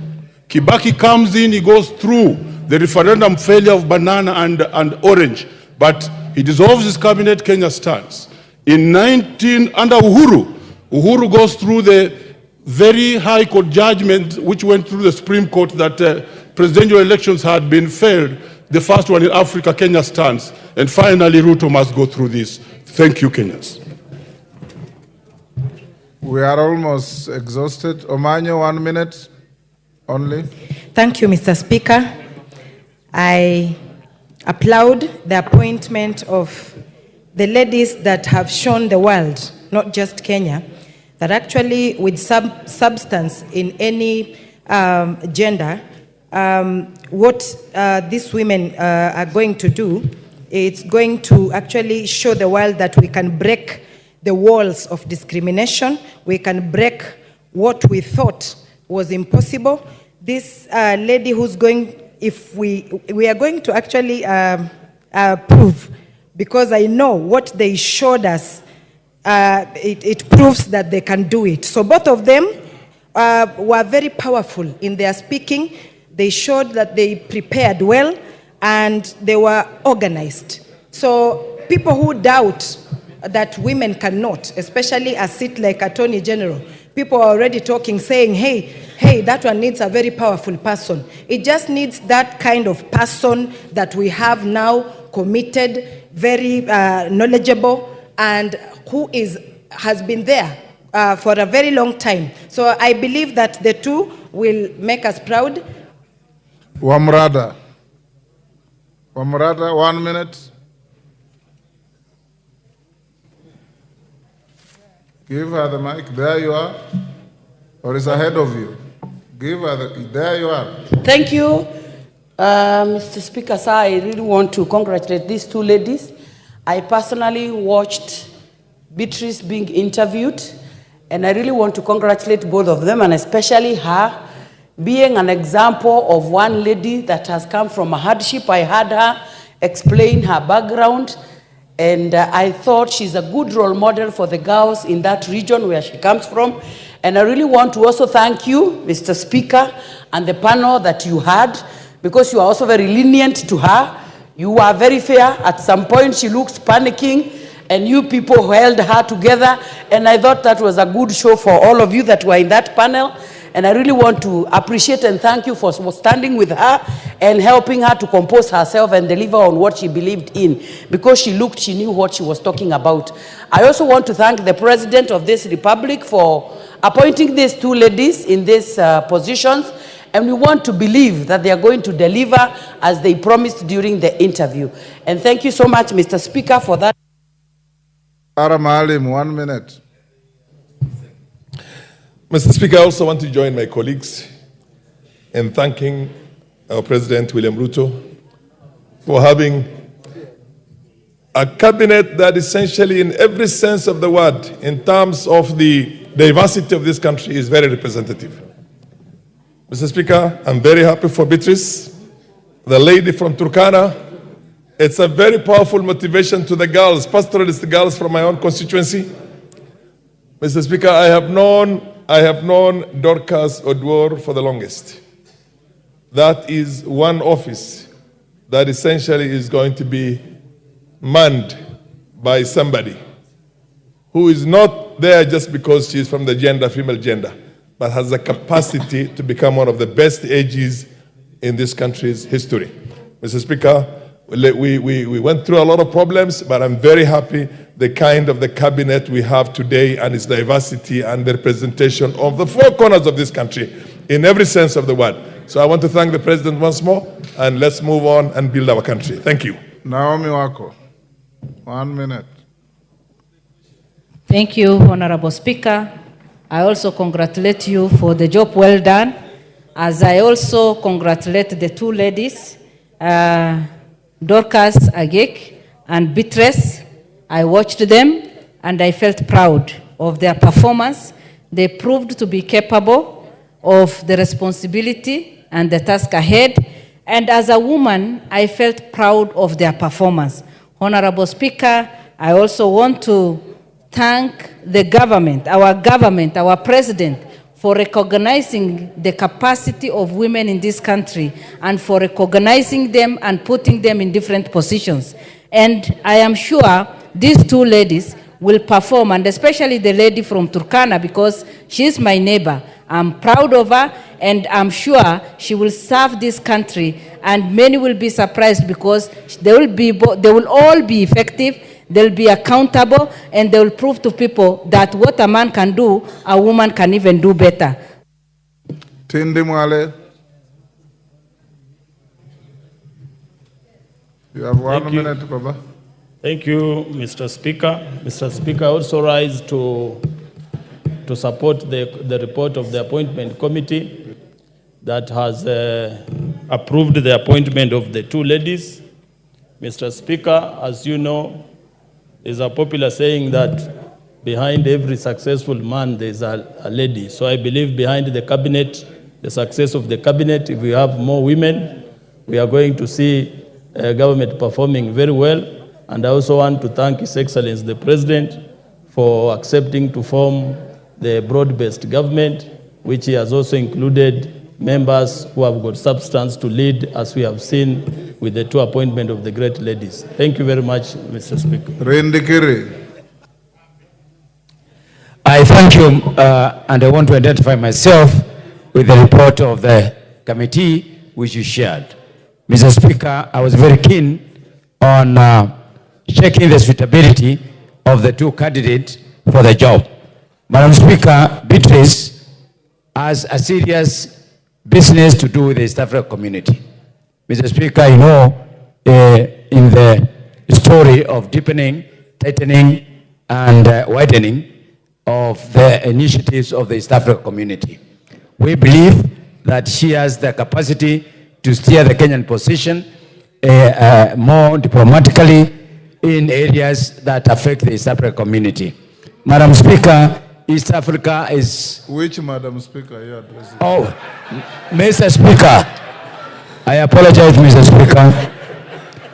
Mr. Speaker, Madam Beatrice, Mr. Speaker, has the capacity, Mr. Speaker, to analyze and manage the issues that affect the East African community, including but not limited to issues of conflict, issues of trade, issues of democracy and good governance, issues of political integration, Mr. Speaker, and also the issues of ASEL and regional development.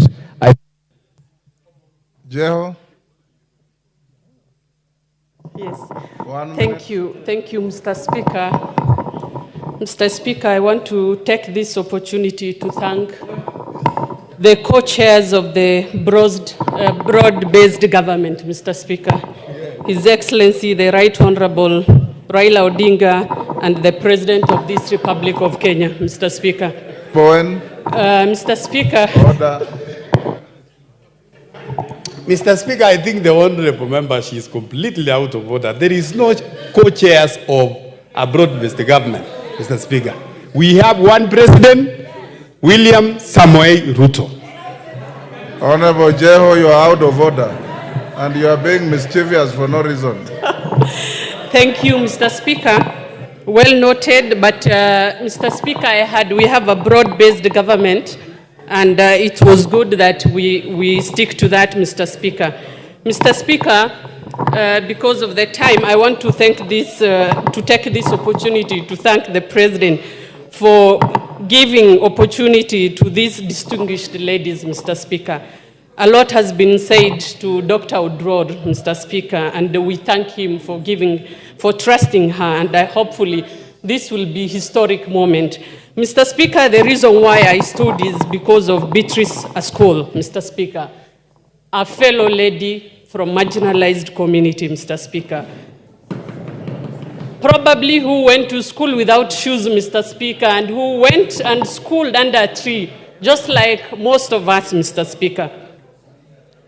Just like many of us, that's what I'm being told, Mr. Speaker. And we want to thank the President for trusting her and giving her to this docket she's going to hold. Dr. Mutunga, 1 minute. Jeanette. Thank you, Honourable Speaker, for the opportunity to also add my voice to this debate. Honourable Speaker, I rise to congratulate the two ladies for the nomination, subsequent appointment, because they are passed through the committee on vetting. Honourable Speaker, the two ladies show us great potential in this country, especially Dorcas Oduor, who has been instrumental in the advisory and the legal circles. Honourable Speaker, she combines two fundamentals which are precursor to performance. One, professionalism, and she's also very well, long-serving in terms of relevant experience. Honourable Speaker, for the President to think about broad-based government has brought a lot of peace in this country.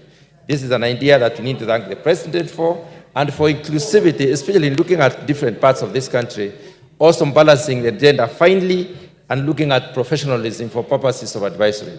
Honourable Speaker, I congratulate the two and congratulate your team for also having done a good job, having been quite professional in terms of the vetting and asking the relevant questions to get the right people to do the job. I thank you, Honourable Speaker. Member for Turkana, West, is it West? North. North, sorry. North. Thank you, Mr. Speaker. I rise to support the approval of these two CS nominee, the CS nominee and the Attorney General. Mr. Speaker, I have worked with a school in Turkana County as when she was CC Water. And I want to tell this House, our school, Beatrice School, comes with energy. She comes with competence. And I know by the time Beatrice School was leaving Turkana County, she had left behind 160 boreholes dug and equipped. You can imagine that that is contrary to what we found when the county government was coming in place, where we found not more than 50 boreholes in Turkana County. So you can imagine the work she brings to being the cabinet secretary for EAC and regional development. Pareo, 1 minute. Then Emasa, you'll close there, and I'll call the mover to reply. Thank you, Mr. Speaker, for giving me this opportunity to add my voice to support the two ladies. And before I continue, I want to congratulate the appointing committee for the job well done.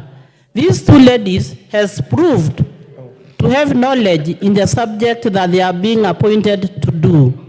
And they need our support because they are capable of doing the work they appointed for. And therefore, I would like to congratulate Dorcas, knowing that she has a lot of knowledge in the position of the Attorney General, because she has experience and for a long time have proven that she knows what she's supposed to do. Then we have Beatrice, who comes from the marginalized communities and can give hope to other girls at home And she's going to be a role model for the other girls, and these girls will also want to be where Beatrice is going to be.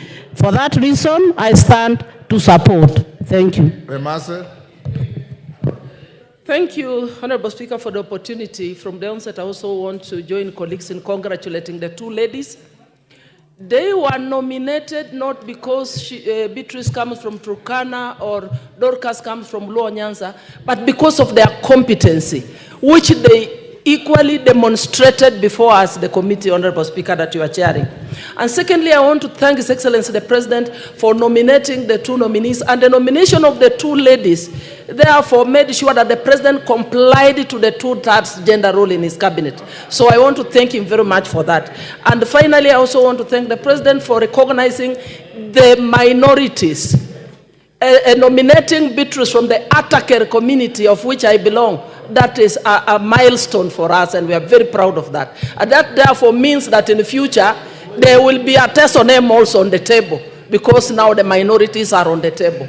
Honorable Speaker, I support and I congratulate the ladies, without forgetting the Right Honorable Raila Odinga for nominating Beatrice as a cool. Thank you very much. Thank you. Because close there. 1 minute. Thank you, Honorable Speaker. Honorable Speaker, on the onset, I want to support these appointments and say that having observed the proceedings of the committee, Honorable Speaker, to me, I think the President made a right choice, and he chose these two ladies on competence, not because one was a Luo or a Turkana. I think he looked at the competence of these two individuals, and I think these two Kenyans, and I hope that as they assume those offices, they'll be able to demonstrate what we saw in the interview and be able to deliver to our great nation of Kenya. Heko to the President and also Honorable Raila Odinga for working together to make sure that this country stays united together. Thank you, Honorable Speaker. Thank you, Jeanette. Before you reply, honorable members, allow me to acknowledge Kabianga Junior School from Belgut in Kericho County, who are in the public gallery. I welcome them on your behalf and on my own behalf. Jeanette. Honorable Jeanette. Thank you, Mr. Speaker. Mr. Speaker, first I want to take this opportunity to thank members for their contribution, Mr. Speaker, to this motion and for the accolades that they have given to the two nominees, Mr. Speaker. It is very clear, Mr. Speaker, here that today the House is in agreement with the committee's recommendation that we approve the two nominees. And no member, Mr. Speaker, has cast any aspersions on any nominee, Mr. Speaker. And this is a confirmation that the nominees are suitable and competent enough to hold the offices that they have been proposed to, Mr. Speaker. I just want to share with the House that I sympathize and empathize because, Mr. Speaker, I'm aware of some few members on our side who were salivating for the position of Attorney General, starting with Honorable Kaluma, Mr. Speaker. Mr. Speaker, Kaluma has bought 3 suits. You know, the first, Mr. Speaker, the first nomination of cabinet secretaries were the first batch were 20. So these 2 remained.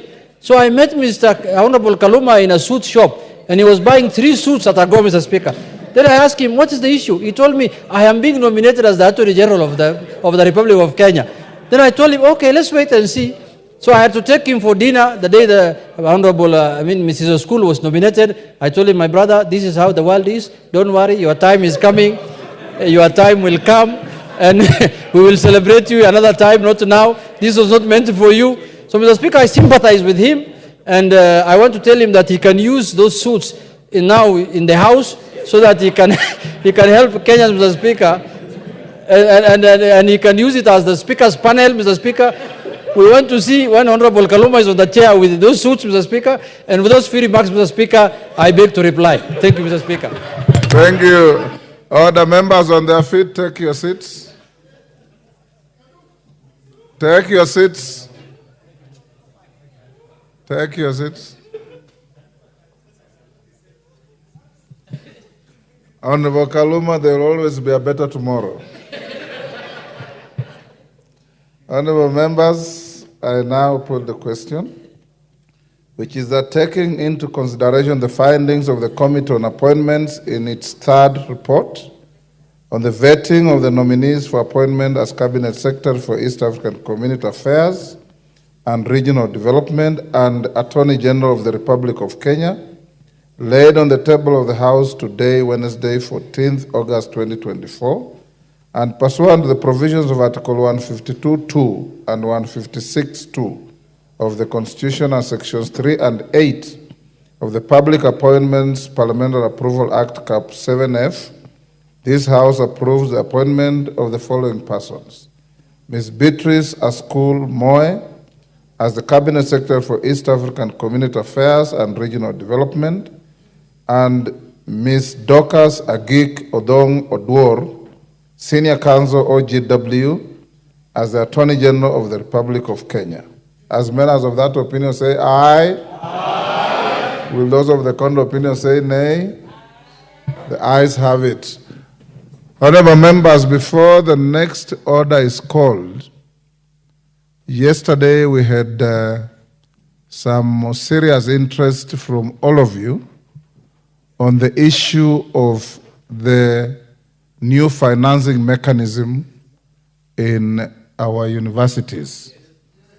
The Honorable Meli has seen the Speaker this afternoon and expressed a request that there is an emergency, to which I agreed, and he's not here.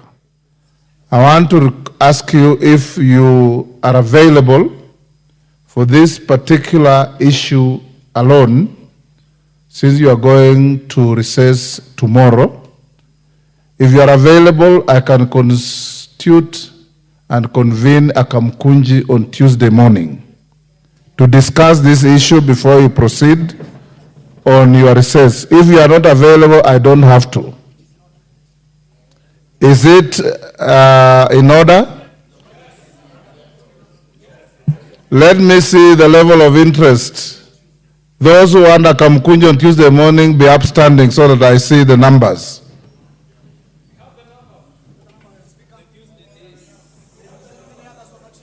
Okay. Now, okay, take your seats. Not tomorrow morning, no. Honorable Meli will not be there, and he says he has a very comprehensive response and clarity to all the issues, including the issues that I directed him to go and check with the ministry. So I invite you, all of you, and it will be posted on your wall, to attend a Kamkunji in this chamber on Tuesday at 10 o'clock, so that we can have explanations. Those of you who have additional questions to ask on that issue, come so that it can be clarified as clearly as it can be. Next order. We now go back to order number 7. Order number 7, questions and statements. Honorable members, we'll now go back to order number 7, and thank you for the tremendous positive debate and industry on order number 11.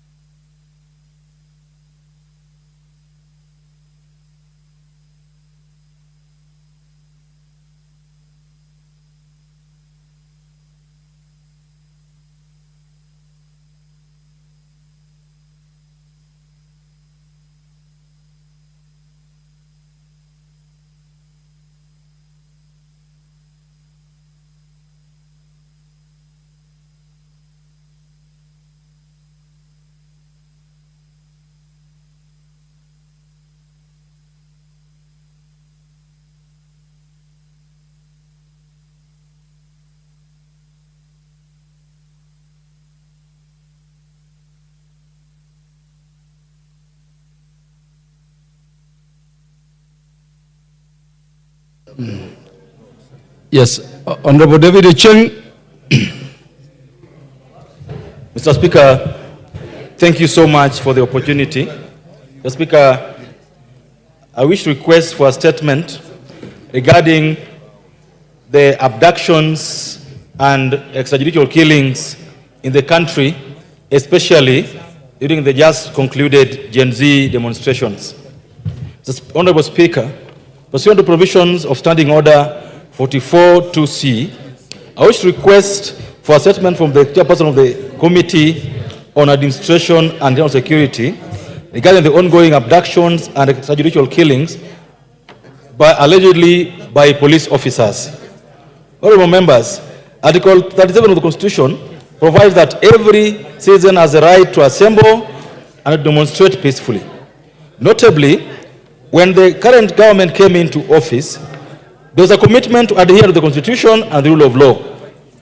Unfortunately, the country continues to witness cases of abductions, some in broad daylight, and extrajudicial killings by police officers, especially during demonstrations against corruption and the high cost of living.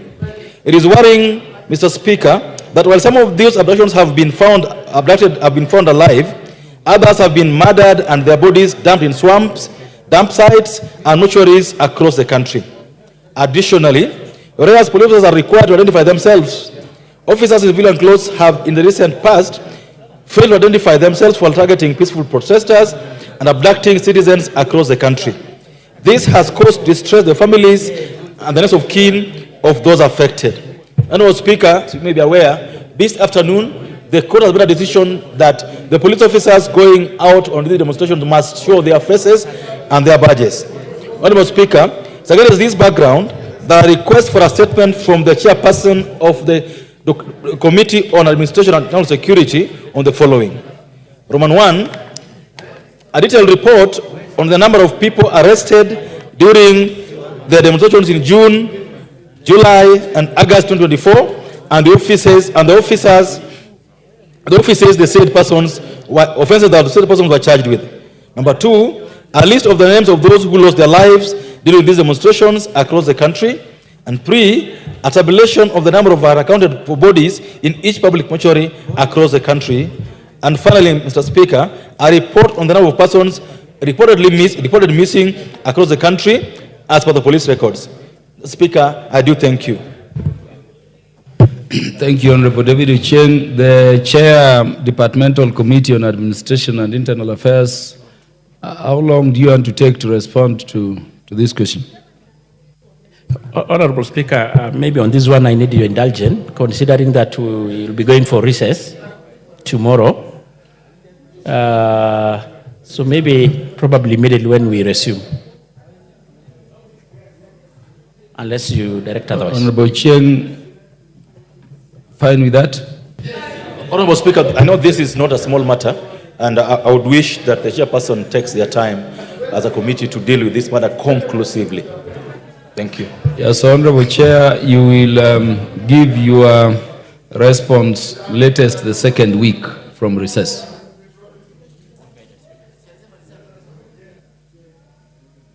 Latest the second week, the last Thursday of the second week, upon the House returning from recess.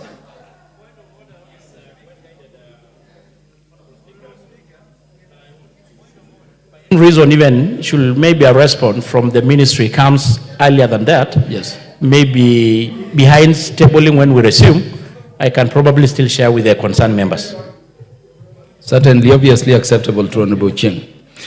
Yes, the matter that was raised by Honorable Naisula Lesuda MP is what the substantive speaker addressed just before he left the speaker's seat. So, do we have the response of Honorable Innocent Mumanyi? The response by the Chair, Transport, the Departmental Committee on Transport and Infrastructure.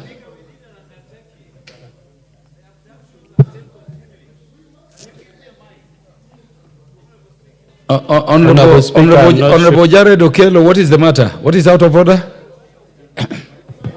Honorable Speaker, I really concur with our brother Honorable Chien that we need a comprehensive statement on the continued abductions and killings, wanton killings by the police, Honorable Speaker. Now, we are proceeding on recess tomorrow. So we understand that the responses can only come in about a month plus, Honorable Speaker. But in the interim, if we don't get an undertaking from government that this action will stop, then I'm afraid that by the time we come here to get the responses, we shall have lost more innocent Kenyans, Honorable Speaker. And this is stemming from Article 37 of our Constitution that gives us the latitude to picket, demonstrate, and file petitions to public authorities at will. But somebody wants to gag us so that we don't exercise our democratic rights, Honorable Speaker. Can we have an undertaking that before we get the responses from the government that this is going to stop in the interim, Honorable Speaker? Yes, Honorable Lilian Gogo.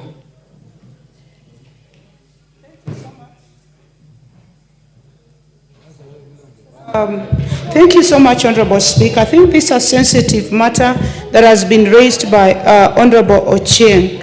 And other than the need to have a comprehensive report, Honorable Speaker, it would really be very important that we have a situation where police don't hide their faces, they don't go in they don't go without their uniform, like the police who was running after one Samuel something. I mean, they should identify themselves. They should have we should, as the public, we should be able to identify that this is a police officer and this is not a police officer, because thugs also go there. So it would be important that in part of the comprehensive report, we also get a report on the identification of the police officers and also the persons who also just go taking people who are picketing. I thank you, Honorable Speaker. As the chair of the Committee on Administration and Internal Affairs has noted those concerns, they'll be dealt with within the remit of what Honorable Ochieng asked. And I wanted to say that we had, that matter is spent.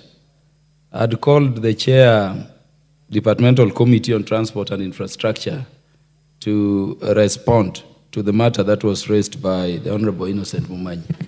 Thank you, Honorable Speaker. It's really surprised that you are allowing debate on that matter, and you had already given direction on when the matter will be responded to.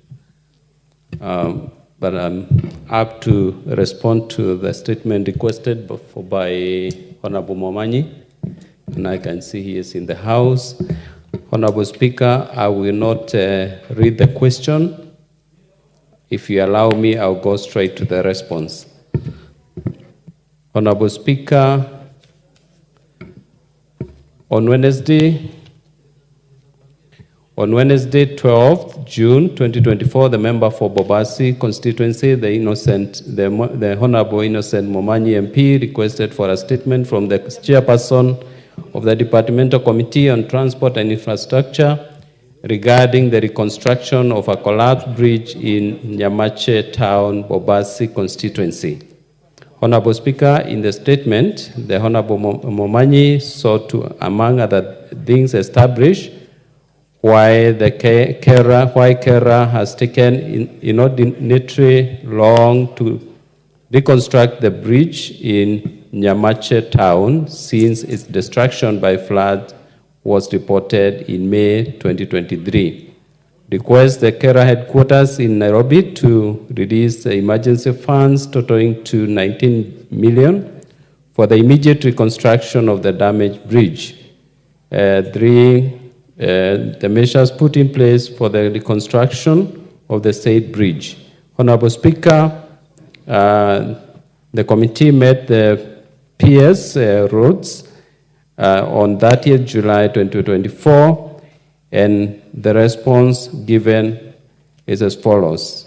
Is Honorable Innocent Momanyi in the House? Yes, he is. Honorable Innocent Momanyi is not in the House. Oh. Chair, Transport and Infrastructure members ought to be sufficiently interested in the matters they raise on behalf of the people of Kenya they represent.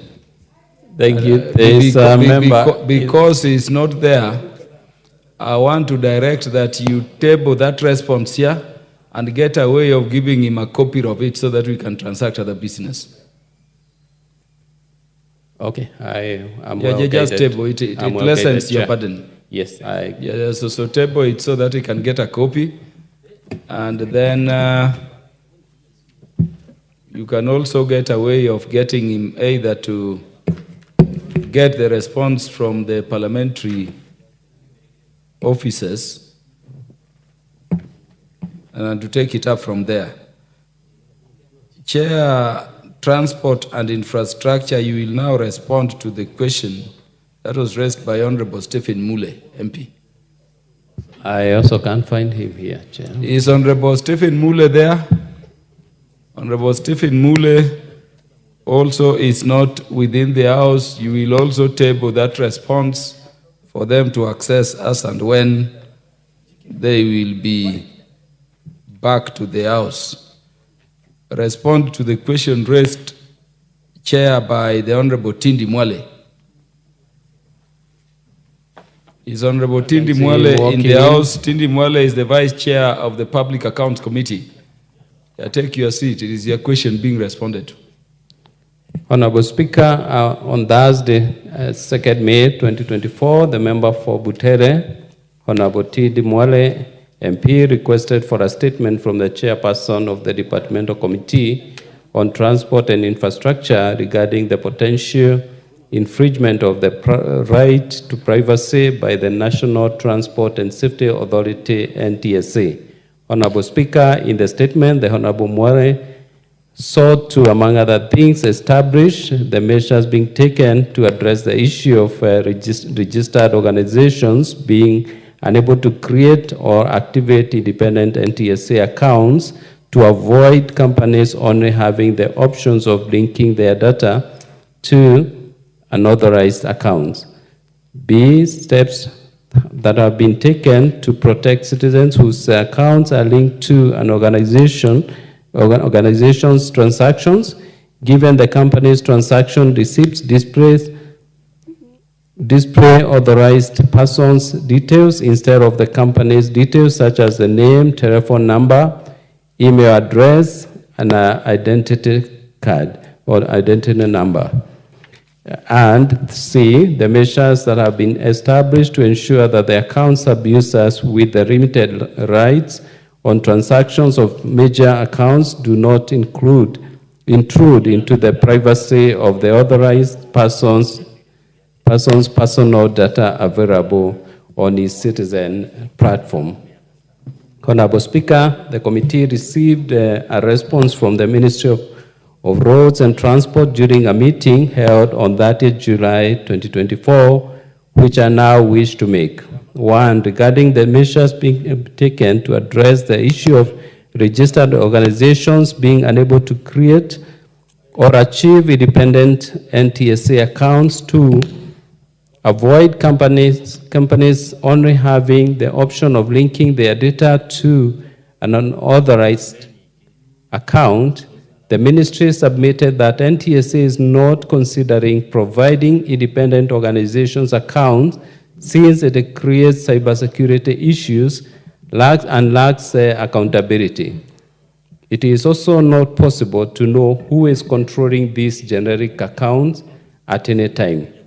Number two, regarding the steps that have been taken to protect citizens whose accounts are linked to an organization's transactions, given that the company's transaction receipts display authorized persons' details instead of the company's details, such as name, telephone number, email address, ID, and the ministry made an assurance that the citizens whose accounts access organizations' accounts are secure and independent of any other user accessing the same accounts. The individual natural account cannot be seen by any other individual unless they have access to their username, password, and phone. The account management within the eCitizen single sign-in allows individuals to only see the details of their accounts and now not that of other users. Three, regarding the measures that have been established to ensure that the account sub-users with limited rights on transactions of major accounts do not intrude into the privacy of the authorized person's personal data available on e-citizen platform. The ministry submitted that the sub-user accounts are used in large organizations that need more than one person to perform transactions. The users are row-based, and all they can access are the rows they perform. They cannot access the other individual person's accounts. This has always been the case, even when NTSA had generic and independent accounts for organizations. No user can access other user accounts or view each other's accounts profile details. I submit, Honorable Speaker. Thank you very much, Chair. In respect of the others, just table them so that they can easily, the members who are not in the House can easily access them. Next order.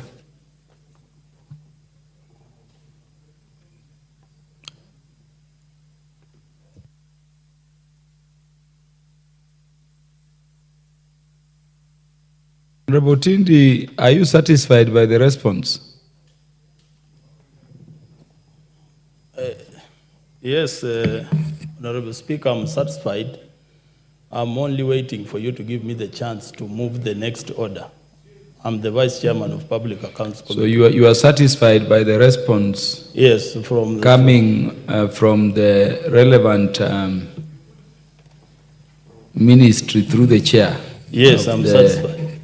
So Chair, you are released. You've satisfied all members. So next order now. Order number 12, motion, appointment of a firm to provide external audit services to the Office of the Auditor General. Chairperson, Public Accounts Committee to move. Thank you, Mr. Speaker. Mr. Speaker, I rise to move that the House adopts the report of the Public Accounts Committee on the procurement of external audit service for the Office of the Auditor General for the financial years 2022, 2023, 2023, 2024, 2024, 2025. That pursuant to provisions of Article 2264 of the Constitution, the committee recommends that the National Assembly appoints, Assembly approves the appointment. Chair, by way of properly moving, please beg to move the motion as per the order paper, word for word if possible. Then you can make contributions. Okay, thank you, Mr. Speaker. Mr. Speaker, I beg to move that the House adopts the report of the Public Accounts Committee on the procurement of external audit services for the Office of the Auditor General for the financial years 2022-2023, 2023-2024, and 2024-2025, laid on the table of the House on Wednesday, 4th August 2024, and pursuant to the provisions of Article 2264 of the Constitution and Section 43 of the Public Audit Act, Cap 412B, appoints MS PKF Kenya LLP for purpose of providing external audit services to the Office of the Auditor General, OAG, with respect to Roman 1, the accounts of the Office of the Auditor General for the period 2022-2023, 2023-2024, and 2024-2025. And Roman 2, the financial statements for the staff mortgage and car loan scheme for the Office of the Auditor General for the financial years 2022-2023, 2023-2024, and 2024-2025.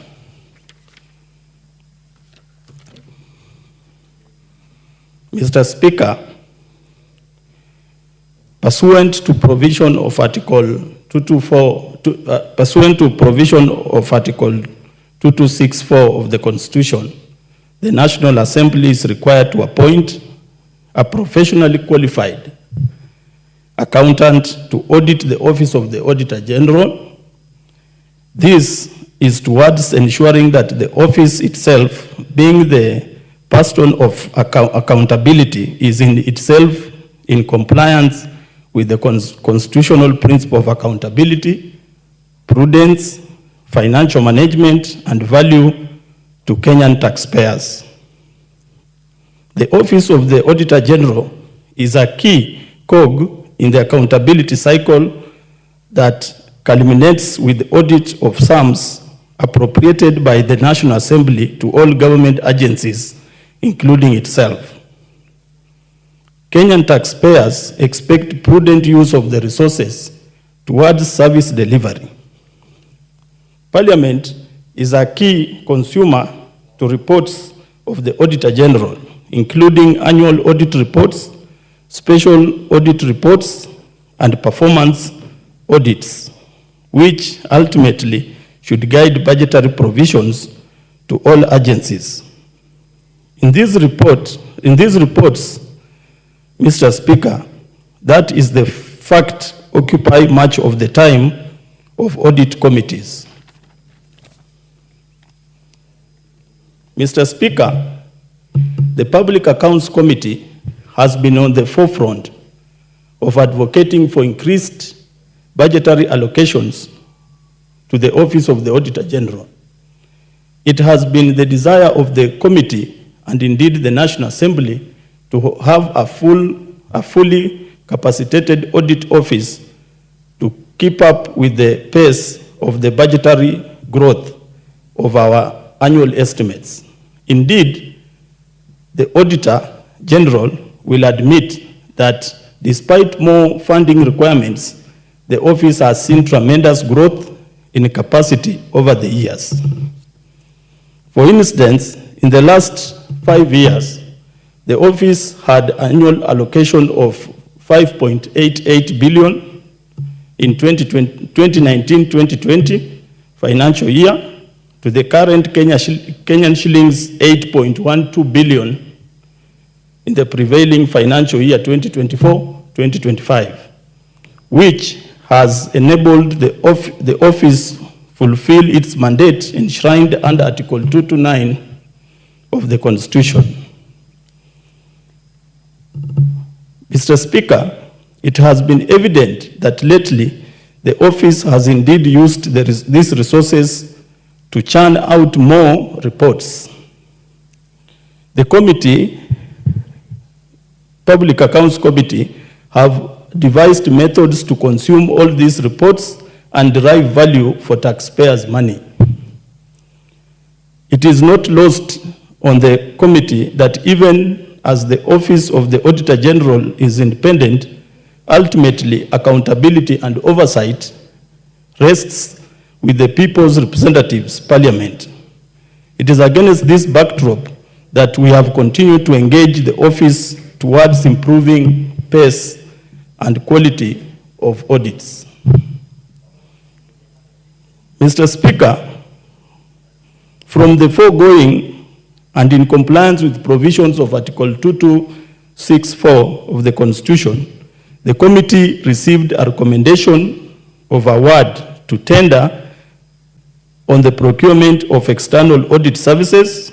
The committee further observed that an offer had been made to MSPKF Kenya Limited Liability Partnership LLP, subject to approval by the National Assembly pursuant to Article 2264 of the Constitution. Mr. Speaker, I want the House to note that the genesis of this report is based on Article 2264, which gives the National Assembly the right and mandate to appoint a qualified accountant firm to monitor the operations and functions of the Office of the Auditor General. Mr. Speaker, the committee, having satisfied itself with due process was followed, resolved to recommend to the National Assembly the approval of the award of PKF Kenya Limited Liability Partnership LLP.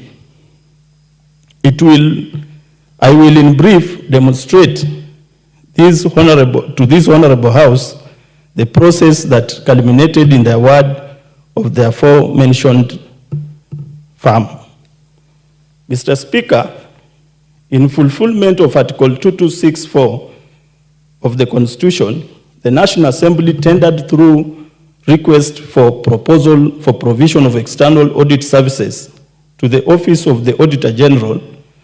The open tender was advertised on 7th of June 2024 in 4 daily newspapers, our parliamentary website, and the public procurement information portal. Mr. Speaker, I want the House to note that the advertisement was done in accordance with the Public Procurement and Asset Disposal Act of 2015 and was in accordance of Section 96. Mr. Speaker, the advertisement provided the terms of reference of the successful firm as follows.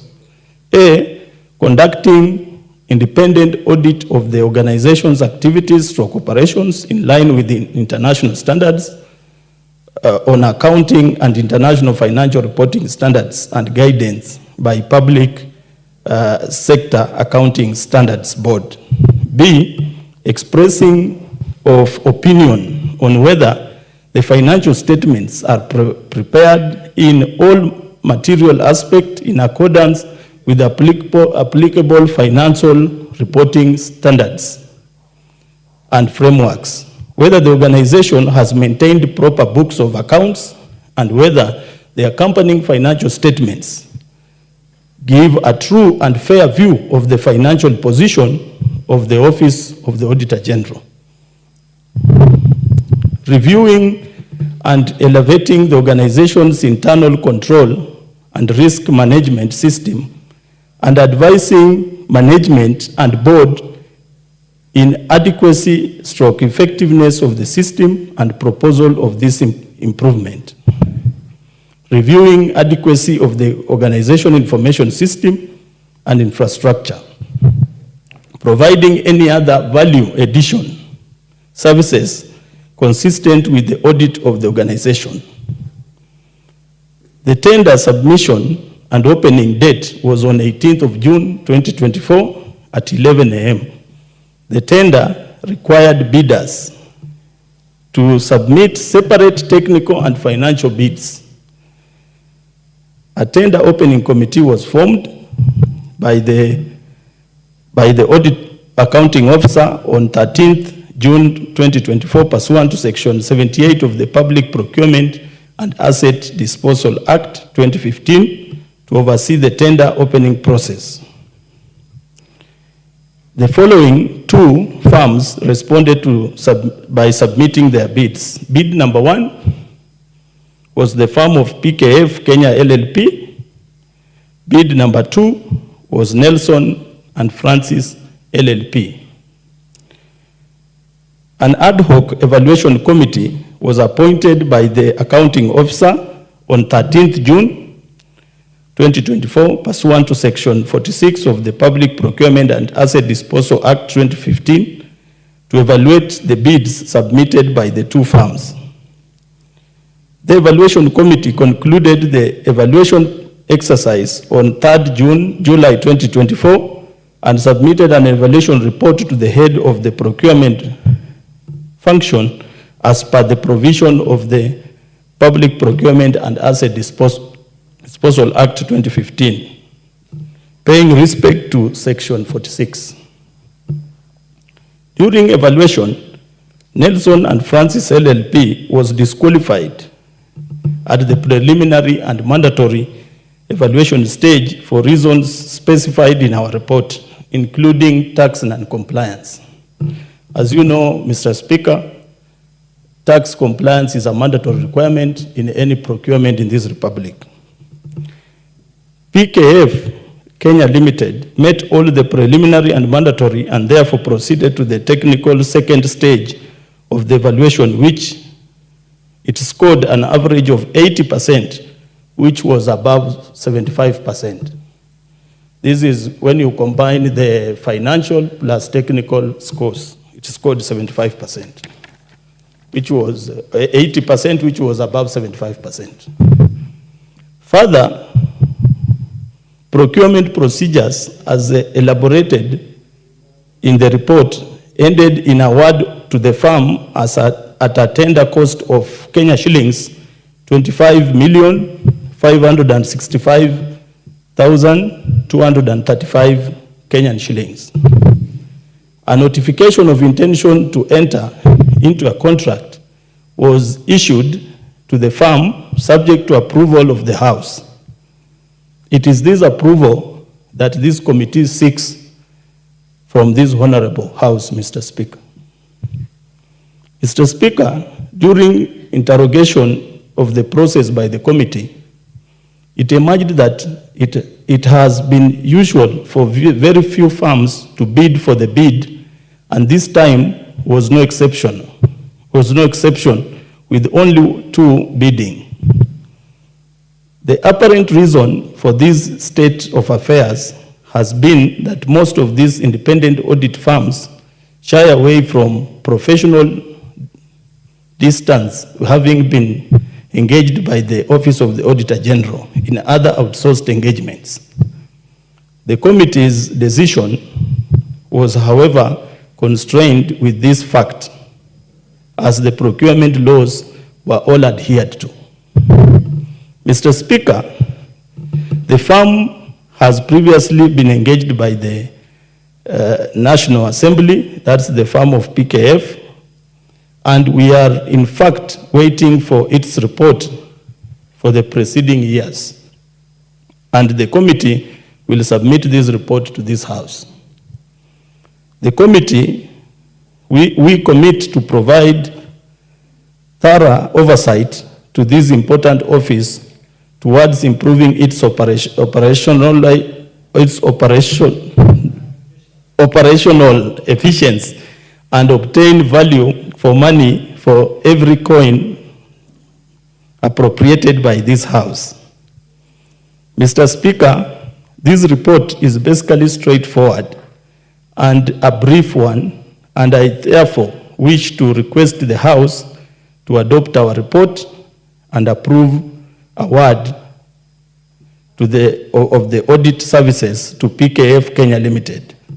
Mr. Speaker, in a nutshell, just to conclude before I request my colleague, Honorable Undo, to second, the genesis of this report is Article 2264 of the Constitution, which gives the powers to the National Assembly to appoint a qualified accounting firm, and this firm is to go through the process and request the House through this report to approve PKF Kenya LLP partnership as the accounting firm which will audit the Office of the Auditor General. Mr. Speaker, as you know, for us to have effective use of our taxpayers' money, we need to have a strong and robust, efficient accounting firm. This accounting firm is the Office of the Auditor General. We appreciate the report and the work of the Office of the Auditor General, but we want to have an independent firm that is going to help this House and Kenyans in general to audit the operations of the Office of the Auditor General. And that's why I'm pleading with the House to accept this report and accept that the PKF Kenya LLP begins its work of auditing the operations and efficiency of the Office of the Auditor General. In conclusion, Mr. Speaker, I've heard and seen members who have congratulated His Excellency the President, Dr. William Samoei Ruto, for appointments in the broad-based government. I want to take this opportunity as the Vice Chairman of Public Accounts Committee to congratulate and appreciate the President for nominating our Chairman, the Honorable John Mbadi. By the President appointing Honorable John Mbadi, he ascertained that this committee, the Public Accounts Committee, has got leaders and members who are capable and brilliant to lead this country even at the higher echelons of power, including the Ministry of Treasury. And I want to assure this House that this committee is committed and efficient, and this report has been evaluated well with the committee, and I believe that if we pass this report, we will make sure that the operations at the Office of the Auditor General are well, effective, transparent, and will benefit Kenyans in general. I want to stop there, Honorable Speaker, and request my colleague, a member of the committee, Honorable Oundo, the MP for Funyula, to second the report. Thank you very much. Thank you, Vice Chair, Public Accounts Committee. The Honorable Wilberforce Oundo, second.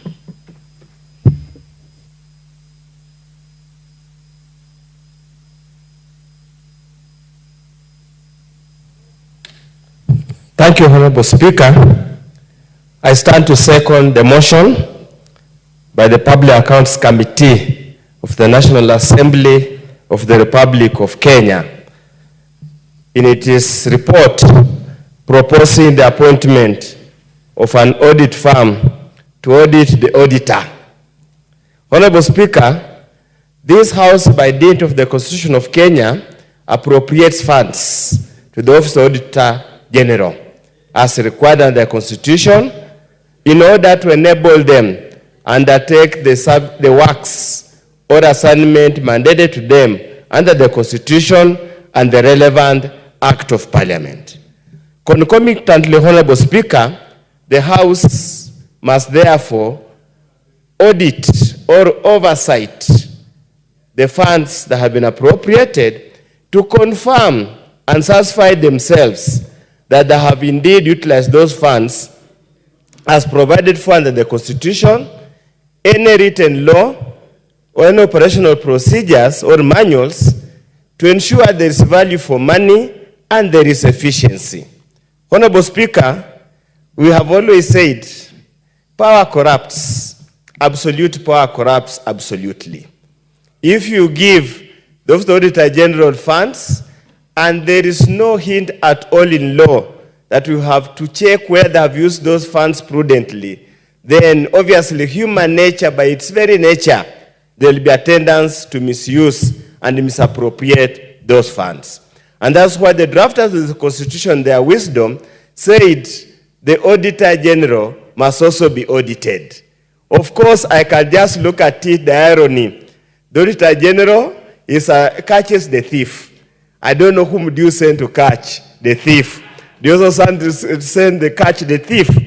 But Honorable Speaker, I want to urge, pick the firm, PKF. I hope I pronounced rightly, because Honorable my gadgets the other side, I'm here. I hope I pronounced correctly, I picked it correctly. They ought to go to the Office of the Auditor General and apply the strict professional standards everybody expects them to apply. And as it was reported when we were in the committee, the clerk of the National Assembly clearly admitted they are having challenges in getting as many audit firms as possible participate in the tendering process to find an auditor of the Office of Auditor General. The reason is so simple. By the very large volume of work the Office of Auditor General has, occasionally we are told, outsources some of their work to audit firms in this country. So obviously, there is conflict of interest, and they find this other side is more frequent and probably has got more pay than waiting to audit the Office of the Auditor General. Probably in the fullness of time, we might have to find separate mechanisms, Honorable Speaker, even if it means going beyond the boundaries and the borders of Kenya. So the tendering process, the procurement process can have some meaning. Honorable Speaker, having only 2 firms participating, and one by design, and or by coincidence, I do not know which word to use, completely is knocked off at the technical evaluation stage. Honorable Speaker, I cannot just imagine an audit firm to the class and standard of Nelson, a PLP, can present a forged tax compliance certificate? Was it by convenience? Was it by people complicity? So that we have a straight line process to the end for PKF? How reckless can they be? Yet, Honorable Speaker, the audit firms listed on the Nairobi Stock Exchange. Is the financial sector in this country safe or not? That's why, Honorable Speaker, we need to relook at the architecture, because the way then things are, we are going to have a monopoly. And General Honorable Speaker, I was in the corporate world before I transited to the academia. There was a basic rule. No audit firm should audit one company for 3 consecutive financial years. The reason we continuously change is to ensure there's objectivity, there is fairness, there is an ability to pick out hidden accounting malady in any accounting records. Honorable Speaker, in the last financial year, we gave PKF to audit the Office of the Auditor General for 3 consecutive financial years. This particular tender, they're going to audit for 2 financial years. So in totality, they would have audited for 5 financial years, which is against basic corporate governance, corporate governance structures in this country and all over the world. So I call upon this parliament in wisdom, or the office of the clerk, that the next time they tender, with now knowing that very few Kenyan firms will wish to participate, can we make it an East African tender so that we can get an audit firm in Uganda, Tanzania, even Somalia, so that now we have a fair and competitive tendering process. Second, Honorable Speaker, as a matter of fact, also to note, is now auditing process, Honorable Speaker, has gone beyond looking at the profit and loss account, has gone beyond only preparing the balance sheet. Honorable Speaker, auditing has gone out the way to look at the systems, operational system, standing operation procedure. Is the Office of the Auditor General adequately resourced to undertake their tasks? Very many cases, Honorable Speaker, they are not. So we hope their report will inform this particular parliament or any subsequent parliament to ensure the Office of the Auditor General is adequately funded, is adequately resourced to have manpower with technical ability and relevant experience to audit the very many government entities that are now being forced to audit. Honorable Speaker, until the other year, they now have to audit primary schools, secondary schools, and other educational institutions. Honorable Speaker, you know me and you, how many those are, and how badly their books of account are maintained. We need to relook at it. Second, Honorable Speaker, and this is we must tell each other in this country without fear of sugarcoating any particular matter. The Office of the Auditor General is populated by the typical Kenyan, a Kenyan who is driven by typical personal gains instead of public good. You talk all over, Honorable Speaker, you sit and talk to these accounting officers. They have very harrowing experiences with the auditors sent to audit various government entities. And this we have told and continuously said. The Office of Auditor General also needs to be audited in terms of personal integrity and professionalism in the discharge of their work.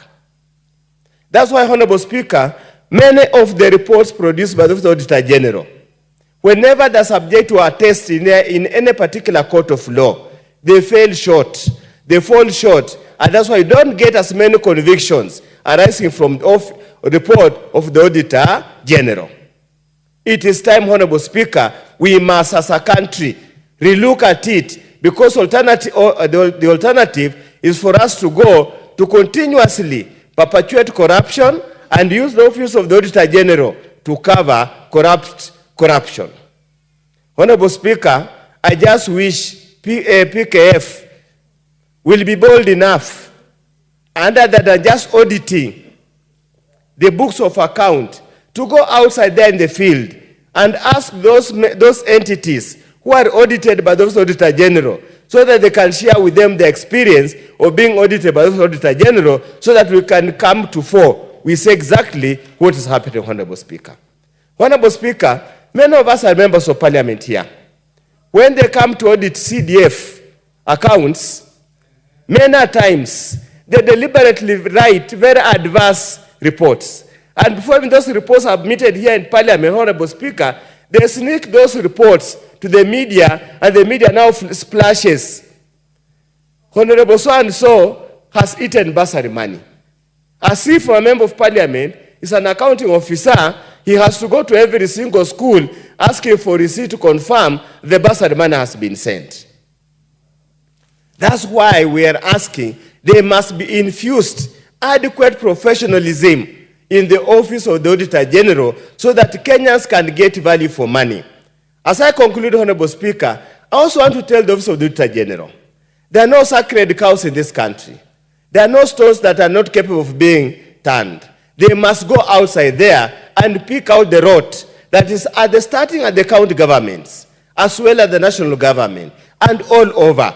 We can save this country a lot of money. We do not have to borrow, Honorable Speaker. It's the office of the Auditor General that's the backbone that can save this country. Let them go out and pick out. Honorable Speaker, how do you explain, Honorable Speaker, a cabinet secretary can afford to buy a house of 215 million on a salary of less than a million? How is that possible? And yet that person is never dragged to any court of law, and even if they are dragged to court of law, the evidence is so weak, cannot sustain a conviction. Honorable Speaker, I support.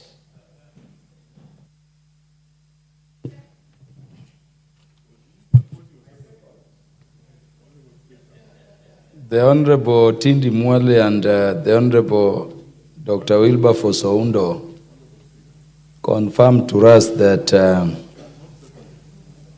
did you second? For record purposes, I second. Yes, sir.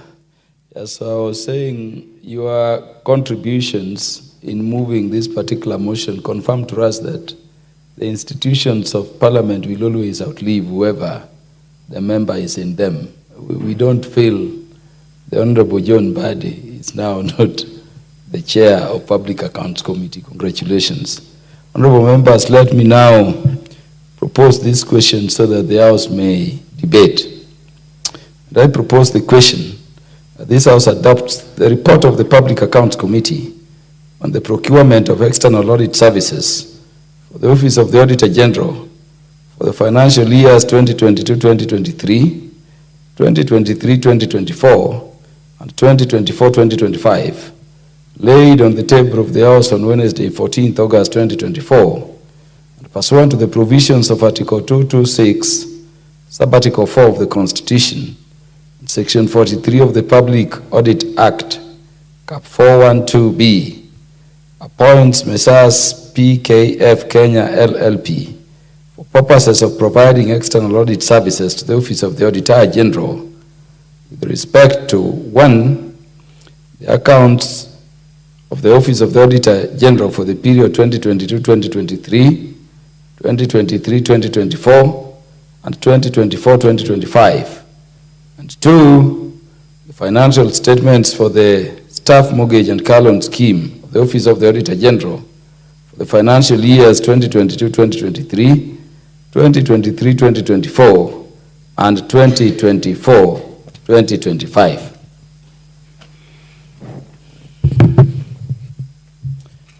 The Honorable John Waweru.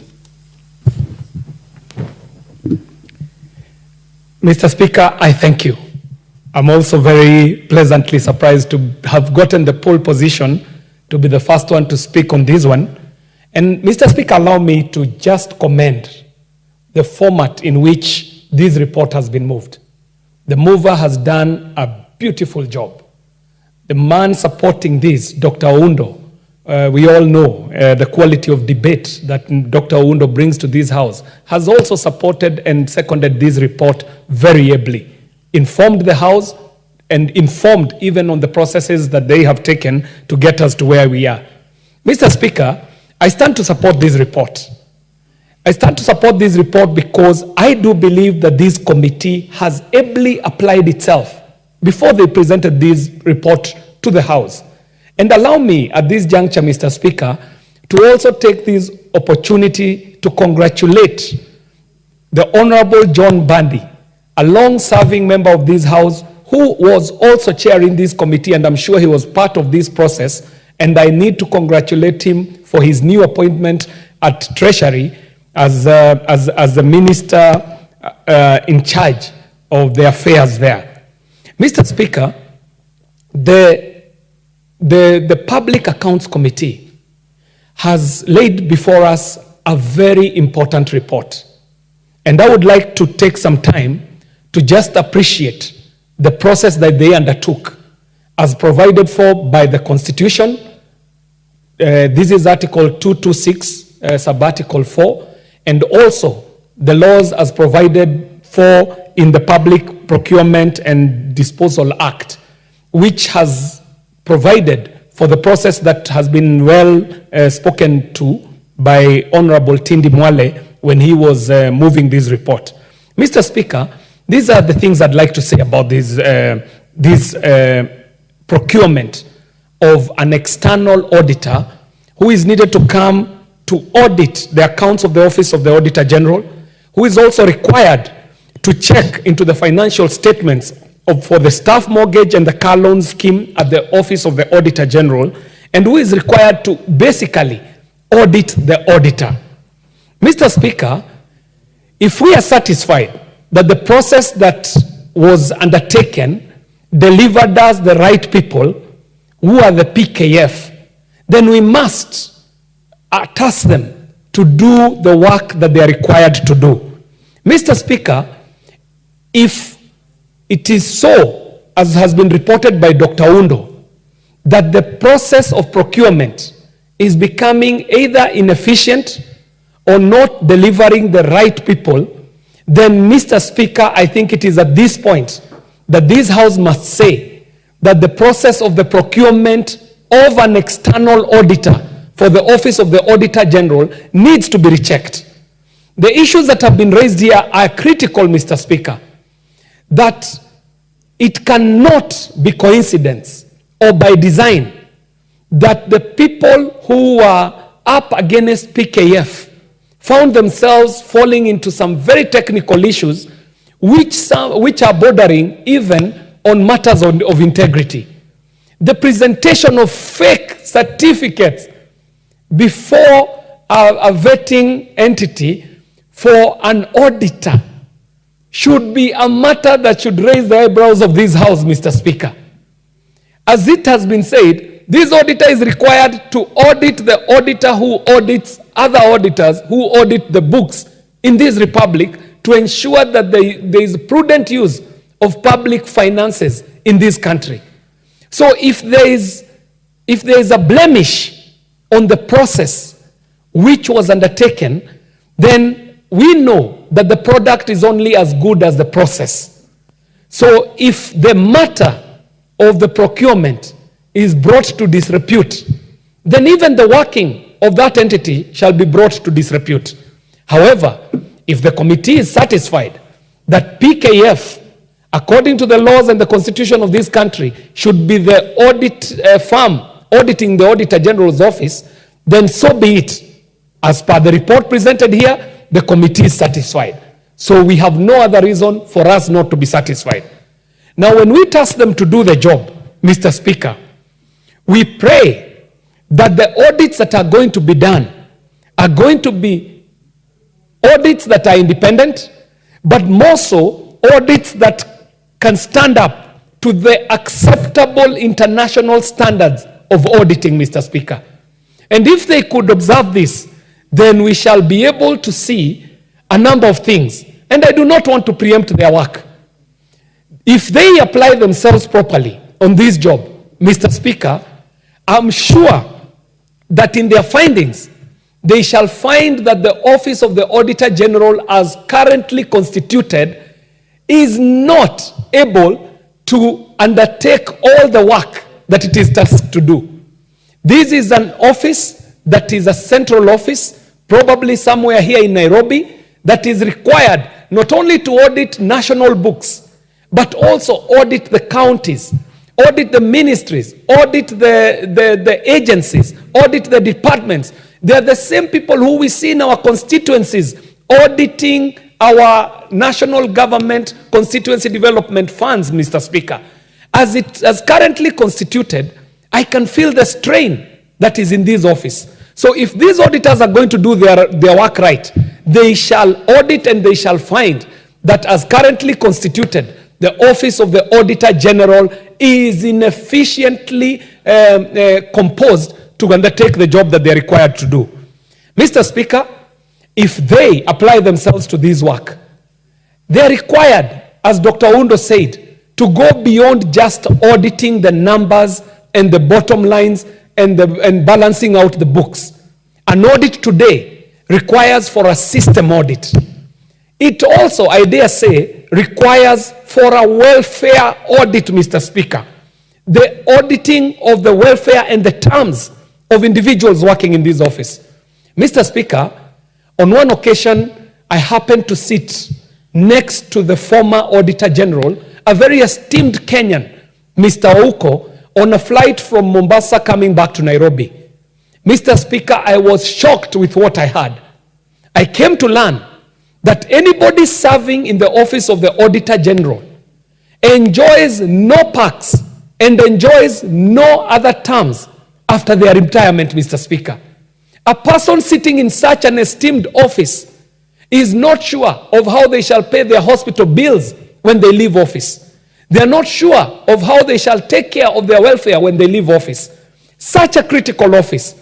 Mr. Speaker, tell me, why would such an individual not be tempted to get into matters that would bring integrity questions if they know that they are sitting in such a powerful office, but they shall retire to a retirement that has no perks and they do not enjoy any welfare terms after they retire office? I'm sure if PKF apply themselves onto the audit of the welfare and terms of the people holding this office, they shall find that this country is doing a great disservice for not offering the right welfare and the right terms for holders of such an important office when they retire. Mr. Speaker, if this audit firm applies itself accordingly, they shall find that within their rank and file, there are auditors who have bad manners, Mr. Speaker. Some who will go and bully the people who are being audited, Mr. Speaker. And some of them are being bullied for no other reason other than rent seeking, Mr. Speaker. I shall not want to talk beyond that about that, Mr. Speaker. Mr. Speaker, finally, if PKF applies itself on the job, they shall find that there is work to be done in the counties, Mr. Speaker. The counties in this country are such a shame when it comes to public procurement. And Mr. Speaker, because I see my time is running out, allow me to add this final point, that just as the Office of the Auditor General recognizes that it requires external experts to undertake its job, the government of Kenya also needs to wake up to the reality that they need experts to come and support them in areas where they have weaknesses. One of the biggest areas of weaknesses in this government is the area of communications, Mr. Speaker. The Kenya government ought to do what the Office of the Auditor General is doing by bringing in external professionals to come and assist them in doing the job. The government of Kenya needs to professionalize its communication, just as we are seeing the Auditor General relying on professionals to undertake their job. Mr. Speaker, the communication in government requires such professionalization so that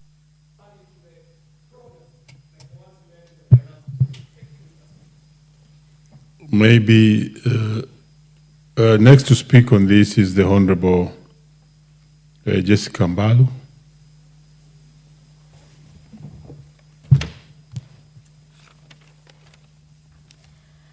Thank you, Mr. Speaker, for the opportunity.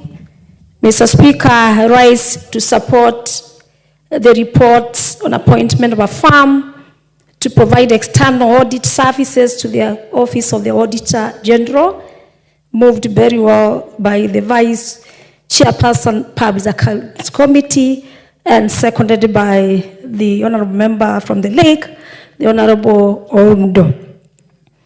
Mr. Speaker, allow me to say that the Public Accounts Committee has been chaired by the Minister, the CS for Treasury, Honorable Bandi. But today I must say now that the report has been moved by the Honorable Tindi Mwale MP, the Vice Chairperson, and I want to quote for the purpose of our standing order that badala ya Musa ni Hussein. So I really think the Honorable Tindi Mwale, no, you are the acting chairperson, Public Accounts Committee. Mr. Speaker, for the last term, I was the vice chairperson of Public Accounts Committee. And I know what auditing is. I do understand how important is the Office of the External Audit to the Auditor General is important. Mr. Speaker, having listened to the committee report, all the processes have been followed in terms of procurement of one Miss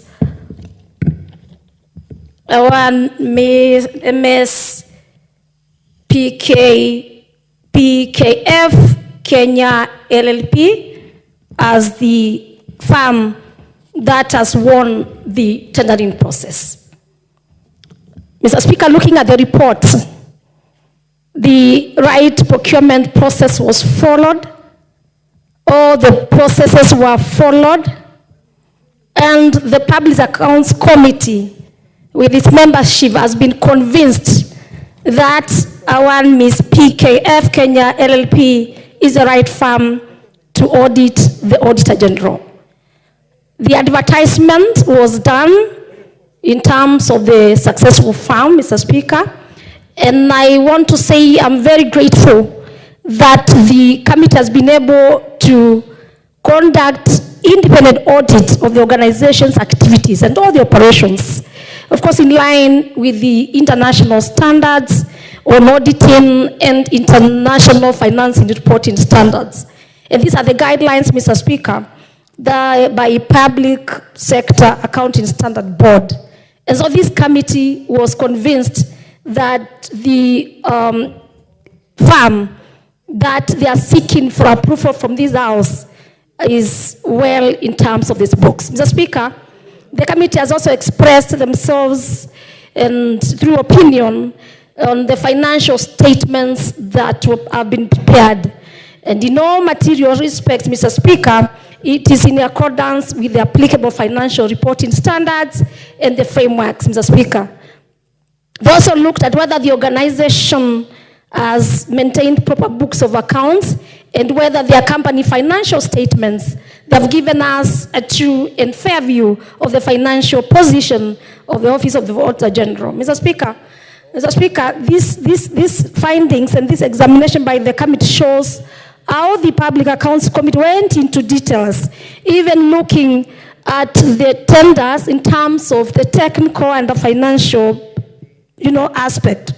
Mr. Speaker, being an accountant, being a finance person, I'm convinced all these areas that the Public Accounts Committee looked at, that this firm is the right firm to conduct or to become the auditor to the Auditor General, Mr. Speaker. Mr. Speaker, I want to encourage in future that more firms bid in terms of such advertisements so that at least we can have competitive bidding. This, we only got 2 bidders, and out of the evaluation, that's why the Audit Committee has been able to propose that the proposed external auditor who is going to provide the audit services to the Office of the Auditor General is the right one. Mr. Speaker, the Auditor General is a very important institution in our country, Mr. Speaker. All members of this parliament, and especially those who have constituencies, we've been audited, not us, but not the members of parliament. It is important for the public to know the member of parliament is not involved in NGCDF running. We are just oversight. We do our oversight, we do our public participation. But as Honorable Undo said, most of the times that you find some reports of the Auditor General, even the layman, you look at them and you'd say, if you are given that office, you would have done a better report. The wordings, the expertise. And so I think even with this firm, they are going to be audited and proper systems are going to be in place, even for them to be able to give the right opinion. You may find a class, for example, in constituencies, a class when the Auditor General comes to do his audit or their audit. Maybe a class that is being constructed through the NGCDF board is 80% complete. And the statements that they will make, they will say not complete and paid or not complete within the time. Mr. Speaker, I think it is important for Auditor General also to be audited and taught on now and through this firm, because this firm seems to be a very experienced firm that they can also learn and also be able to do their auditing process. Mr. Speaker, the tender committee, which was appointed by the accounting officer, Mr. Speaker, on the 13th of June, is in pursuant to Section 78 of the Public Procurement and Asset Disposal Act to oversee the tender opening process, did its work, and the committee was satisfied. This is within the Procurement Act, which this House has passed, Mr. Speaker. Mr. Speaker, I don't want to speak a lot because the report is self-talking. In fact, given all the areas that they looked at, the advantages that the auditor to the Auditor General will be bringing to this country, and to, of course, for prudence use of our money.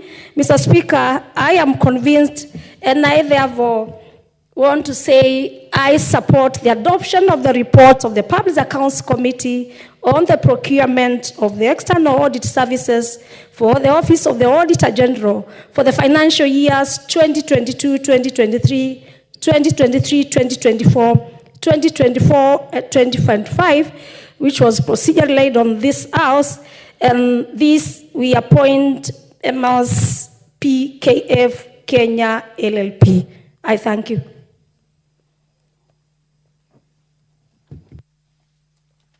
Very well. The Honorable Ferdinand Wanyonyi. Mr. Speaker, thank you for the chance to just have a look at this report by Honorable Tindi Mwale. Very, very extensive, very elaborate, and of course, seconded properly.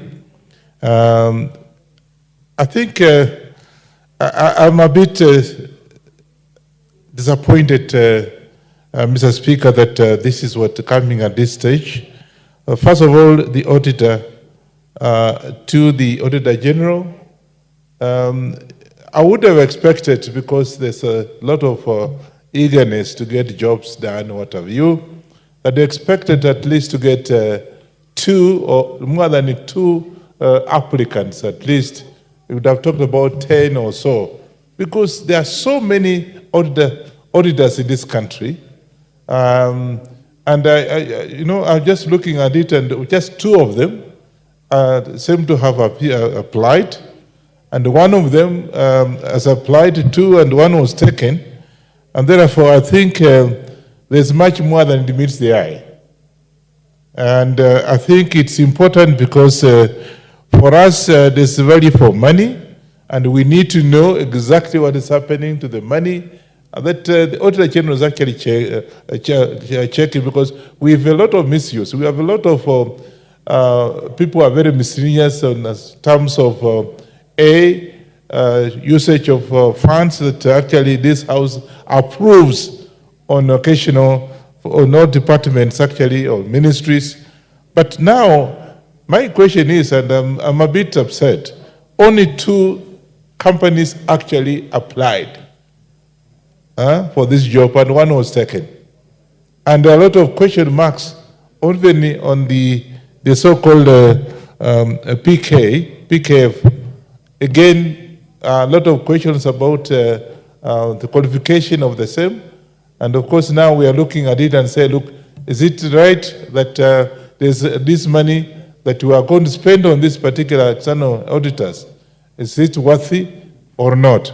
Secondly, it is also fair that I think even Auditor General should have an internal audit, a department that actually audit whatever transactions that have taken place. I don't know whether it is there, and if it's not there, then I think again it's something that this House must actually be brought to account. And I want to ask the Honorable Tindi Mwale's group to be able to look at it. Do they have the internal audit in the office of the of Auditor General? If there's none, we should have that creation.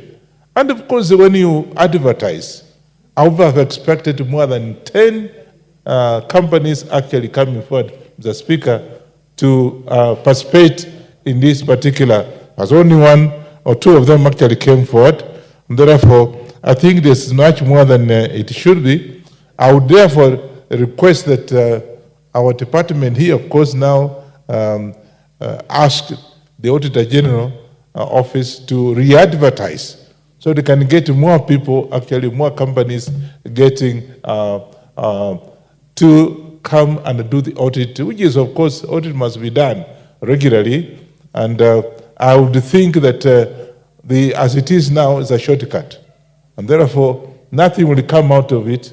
And therefore, I think, Mr. Speaker, I want to take this opportunity to ask our department here, our committee here, to be able to actually ask the Auditor General to re-advertise for this particular exercise. So there is a value for the money as it is. And of course, apart from that, I'll be able to then look at it, is it actually worth it or not? Because we have so much to do.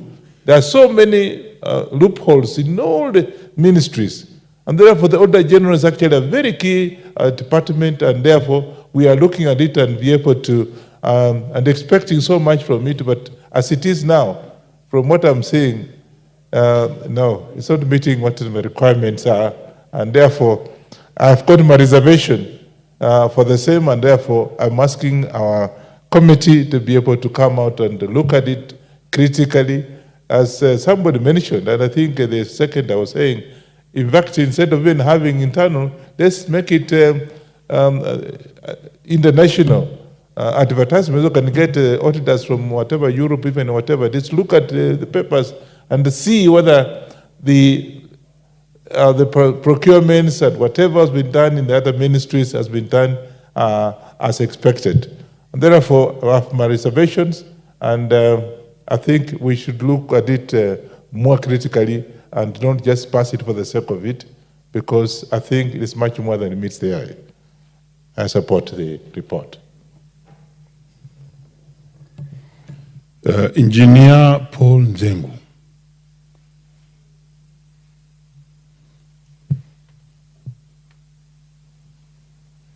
Thank you, Mr. Speaker, for allowing me the opportunity to make my contribution on the report that has been brought to the House by the Committee on Public Accounts Committee, and just from the onset, congratulate the team for the work well done. And I also want to congratulate Honorable Tindi Mwale for the nice presentation, and the whole committee for the work well done, even as we have the predecessor or the chairman who has just been elevated to the position of the cabinet secretary, my friend John Buddy. Mr. Speaker, I think the committee did a very good work to appoint an auditor to audit the Auditor General. As very members have said, over a period of time, this team has operated like people above the law.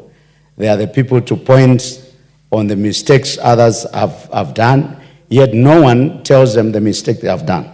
For example, if you think about the fact that when they go to the constituencies, they punch holes on what has been done in the constituency, and they try to incriminate members of parliament as though members of parliament are part of the committee. We are not members of the committee that does the implementation of projects in the constituencies.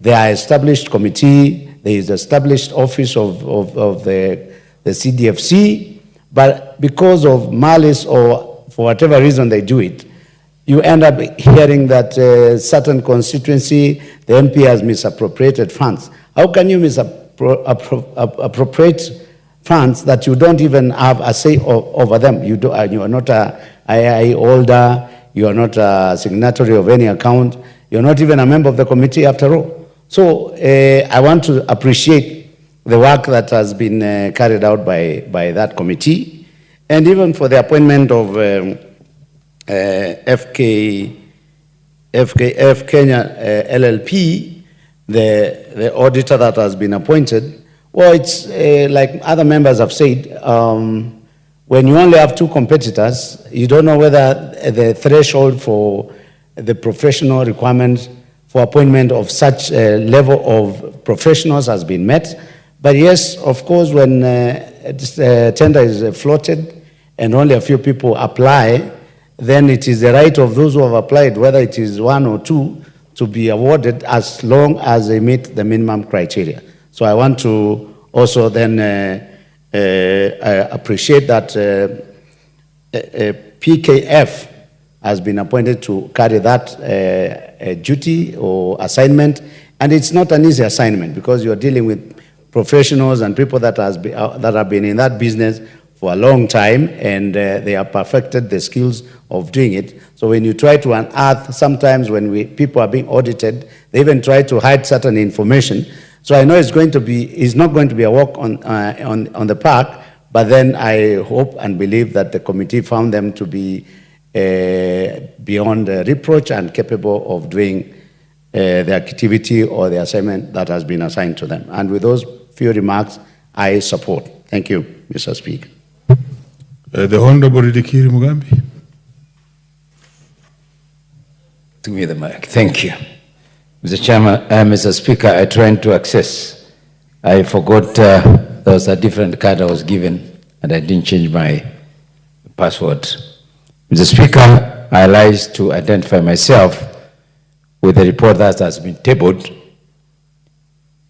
whose subject matter is the appointment of Mr.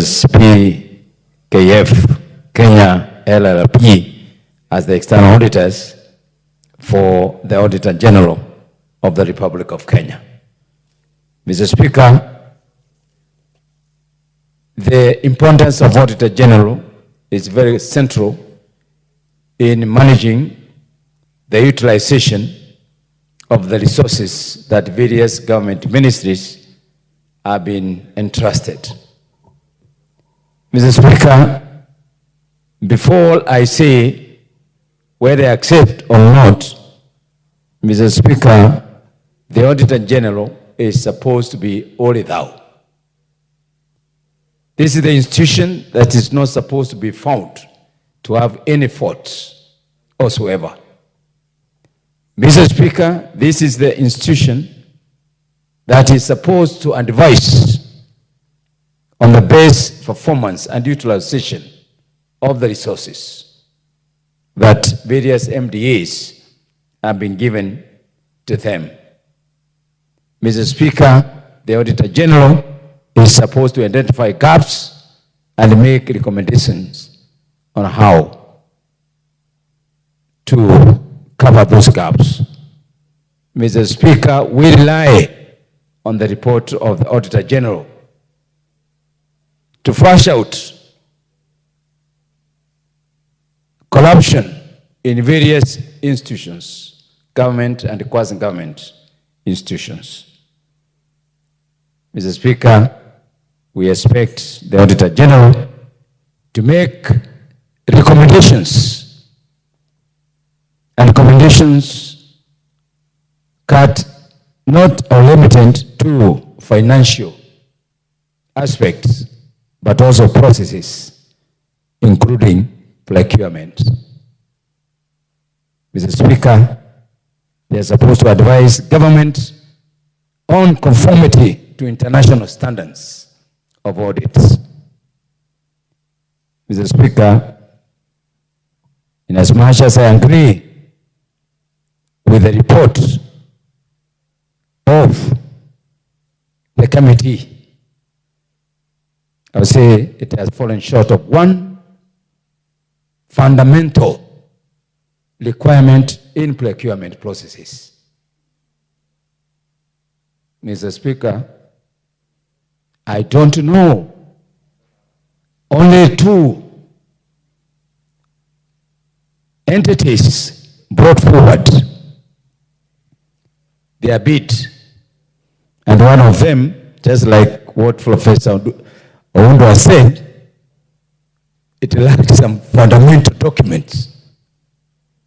I still have to get the specific recommendation that the committee made, convincing that that process of procurement was adhered to.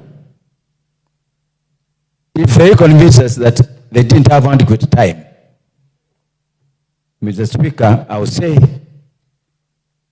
they are auditing 2022, 23, 2023, 24, 24, 25, meaning they are on time.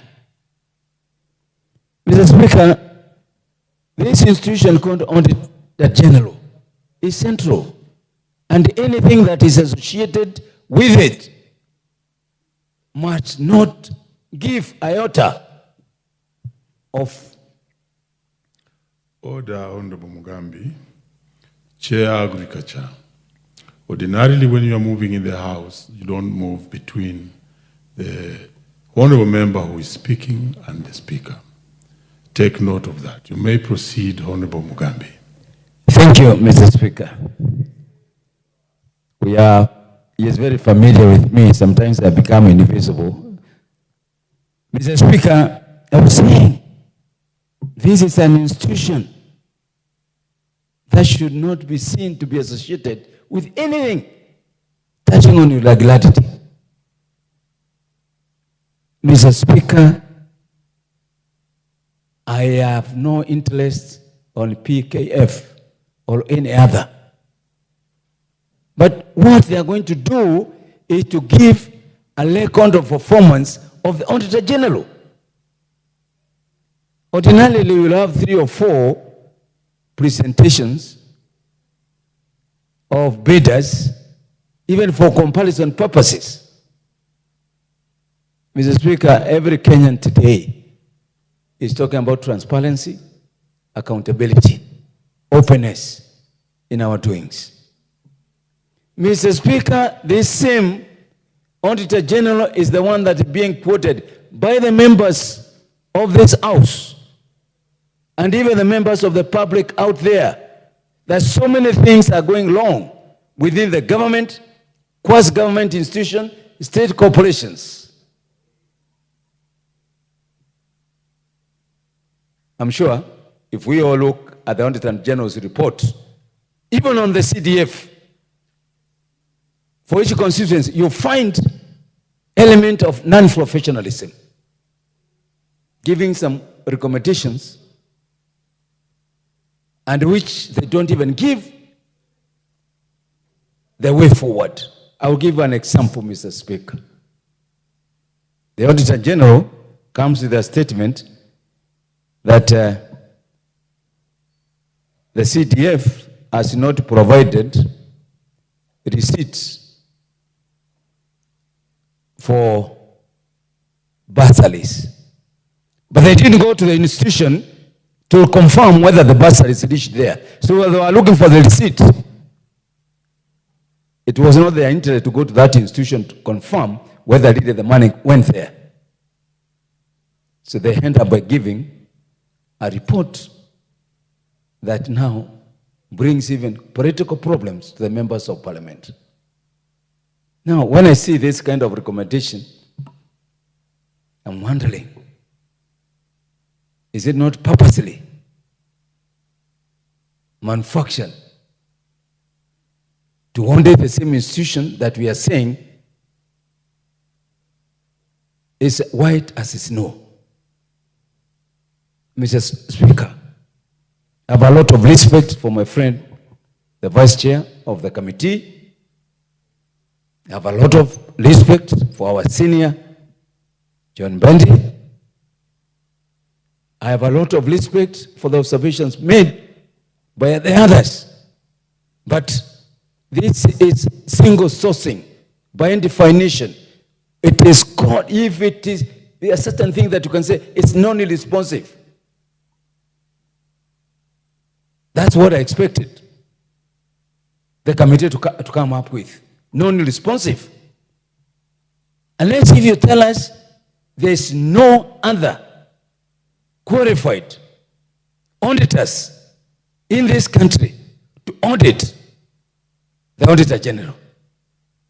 Mr. Speaker, we are in the same report, same company last year. So what are we telling Kenyans? What are we telling Kenyans? For 2 consecutive years, we have the same, and we present. I think something is not right. I don't know how it is. Tripped the Vice Chair, a man who is very sharp in his thinking, the Chairman, who is a qualified accountant. Mr. Chairman, I disagree with his report. Thank you, Mr. Speaker. Very well, the Honorable Danson Moshako.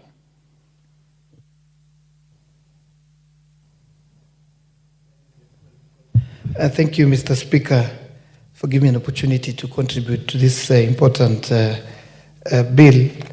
The report by Public Accounts Committee on Public Accounts Committee on the procurement of external auditor to offer services to the Office of Auditor General for the financial year 2022-23, 23-24, and 24-25. Honorable Speaker, at the onset, I must say that this Office of Auditor General is a very important office in the management of financial resources of this country. We must underscore the importance of this office to the level that they play a very central role in supporting what this August House does. We are the biggest consumers of the reports of the Auditor General. We cannot purport to be doing our oversight role effectively if the quality of the auditor's report that come to this House are questionable, Honorable Speaker. And therefore, Honorable Speaker, as an accountant, first I must say that I understand the challenges this office goes through, Honorable Speaker. I sit in the Budget Committee, and many times we've met the Auditor General.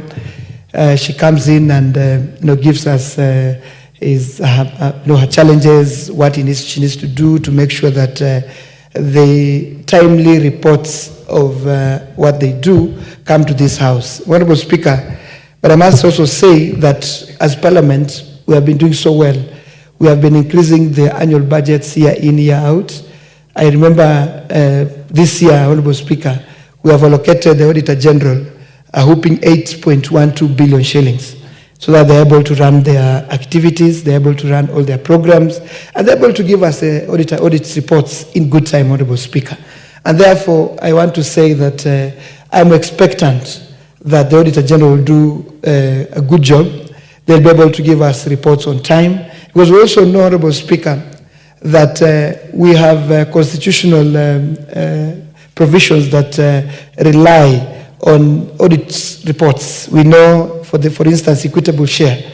The calculation of the 15% equitable share to counties rely on the latest audited accounts as provided to this House by the Auditor General and approved by this House.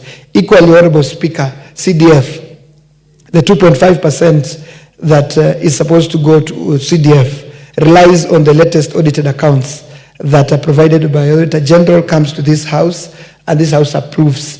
Equally, the Equalization Fund relies on what the Auditor General does, the 0.5% to Equalization Fund. And therefore, Honorable Speaker, because this Parliament has done its bit, we have been able to resource Auditor General in a manner that we expect them to provide quality and timely reports to this House and to Kenyans, Honorable Speaker. Having said that, I want also to say that the committee, the PSC, did a good job. I've looked at the report. The Vice Chair has done a good job in bringing this report here and even moving it. I want to say, Honorable Speaker, that a procurement process that only raises two bidders, in many aspects, it can raise eyebrows, in the sense that questions need to be asked. Is it that the many audit firms that we have in this country, are they fearing to audit the Auditor General? And what are the reasons behind many audit firms choosing not to bid for this lucrative job, Honorable Speaker? The truth be told, Honorable Speaker, the winner of this bid makes a lot of money. But you wonder why most of these audit firms that we know, the reputable audit firms in this country, are not bidding for this job. And this raises concern, Honorable Speaker, in a matter that, and this committee needs to look at it. We may pass this for now, Honorable Speaker, but going forward, it should be clear. We should come up with a recommendation, Honorable Speaker, that if bidders are not, we should have a minimum number, say 5, so that then if it doesn't meet the number required, we say no at very early stages, because, Honorable Speaker, PKF have been auditing Auditor General for some time now. So it looks like we may never change the Auditor General, or the auditor to the Auditor General, because he'll be the only one who will be bidding, and maybe one other that may not be as reputable as the standards that we want to, Honorable Speaker. And therefore, I want to ask the Chair and the mover of this motion that they need to be guided. In future, let us not bring a report of this nature, where we had only one bidder who looks like he's serious, and the other one who looks like he's a second, Honorable Speaker. Having said that, Honorable Speaker, I also want to add my voice on what my colleagues have said. We expect quality from the Auditor General, quality reports. Honorable Speaker, when I was doing accounts, we were told that every organization need to pursue or to look forward to getting unqualified auditor's opinion. Honorable Speaker, almost all the reports that come to this House, Honorable Speaker, from the Auditor General are qualified reports. And in sometimes, Honorable Speaker, they haven't been brought to this House. They go out there, audit counties, they bring here adverse opinion of some counties, Honorable Speaker. And to some extent, even disclaimers, disclaimer opinion have come to this House, Honorable Speaker. What I'm saying, Honorable Speaker, is that Auditor General also needs to give a report. How come that, I think 2 years ago, none of the constituencies, none of the counties has ever received, a qualified opinion, an unqualified opinion, Honorable Speaker, I beg your pardon. Because we must aspire as public servants, as state officials, the leader, the CEOs of parastatals, Honorable Speaker, the MDs, the governors, those who run funds like even CDF, need to pursue an unqualified auditor's opinion. However, we receive opinions here, Honorable Speaker, that already show that there's a problem in how we manage our financial resources as a country. And therefore, Honorable Speaker, as we get an auditor to audit the Auditor General, we are looking forward, Honorable Speaker, to the report that will come here. And to be honest, Honorable Speaker, I know PKF has also been getting work from the Auditor General to do special audits. PKF has also got jobs to do performance audits in some cases. And therefore, we must also investigate what we call the conflict of interest. PKF should be auditing Auditor General.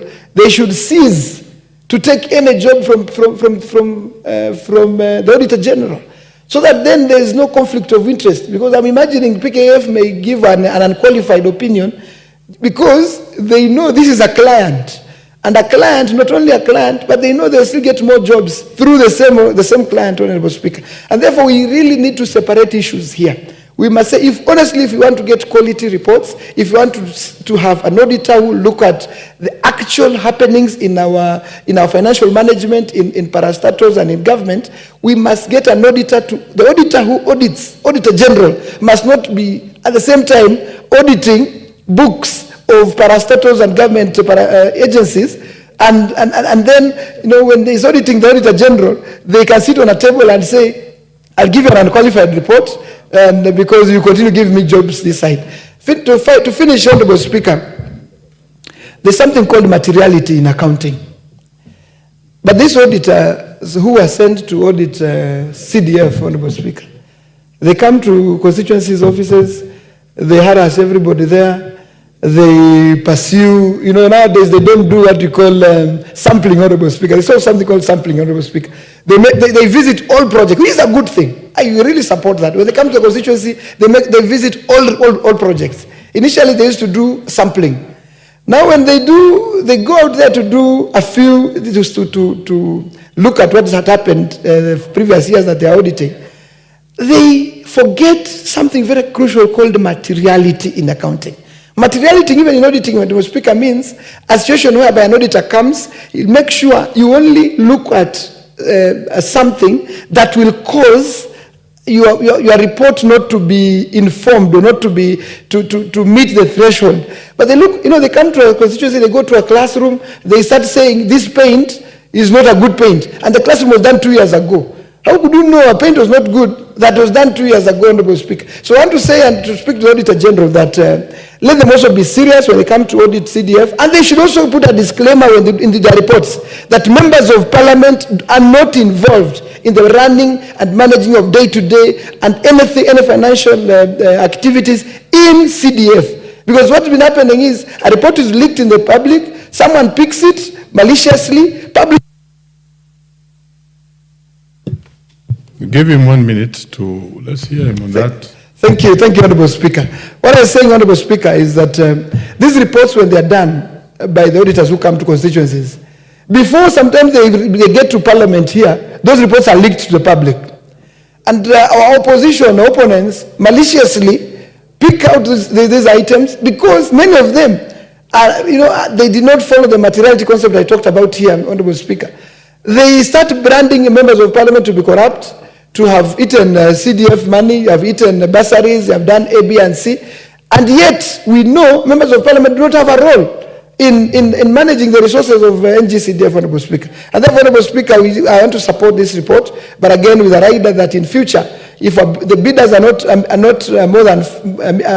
more than 5, then this report should not get its time in this House. Thank you, Honorable Speaker. Very well. Before Dr. Mtunga speaks on it, it's not if you really believe that the threshold is not met, not to pass the report or to reject the report. And that's the business of Parliament. Honorable Dr. Mtunga. Thank you very much, Honorable Speaker, for the opportunity to also contribute to the adoption of the committee report. Honorable Speaker, we are speaking about an audit firm to be approved to audit the Auditor General, the Office of the Auditor General, for several years. Honorable Speaker, this is a very sensitive office. The Office of the Auditor General is the one that we rely upon to know whether government resources are properly utilized. And Honorable Speaker, we know that this House receives quite a number of reports from all over, having been the work of the Auditor General. And the member for Udanwa just spoken, Honorable Mashako, has clearly said that the Committee of Budget and Appropriation apportioned up to and including 8 billion or more to this particular office.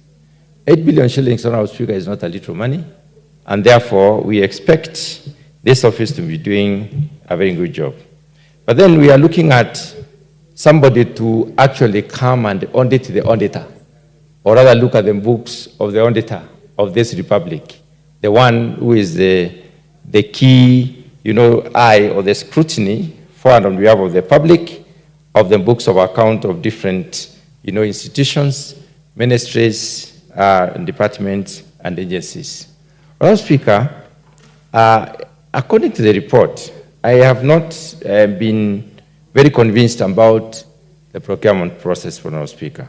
There are a few questions that we need to ask ourselves. First of all, we've been presented by one name, with one name. I do not know whether that is a constitutional or legal provision, but we should probably have been given 3 or so names to pick one.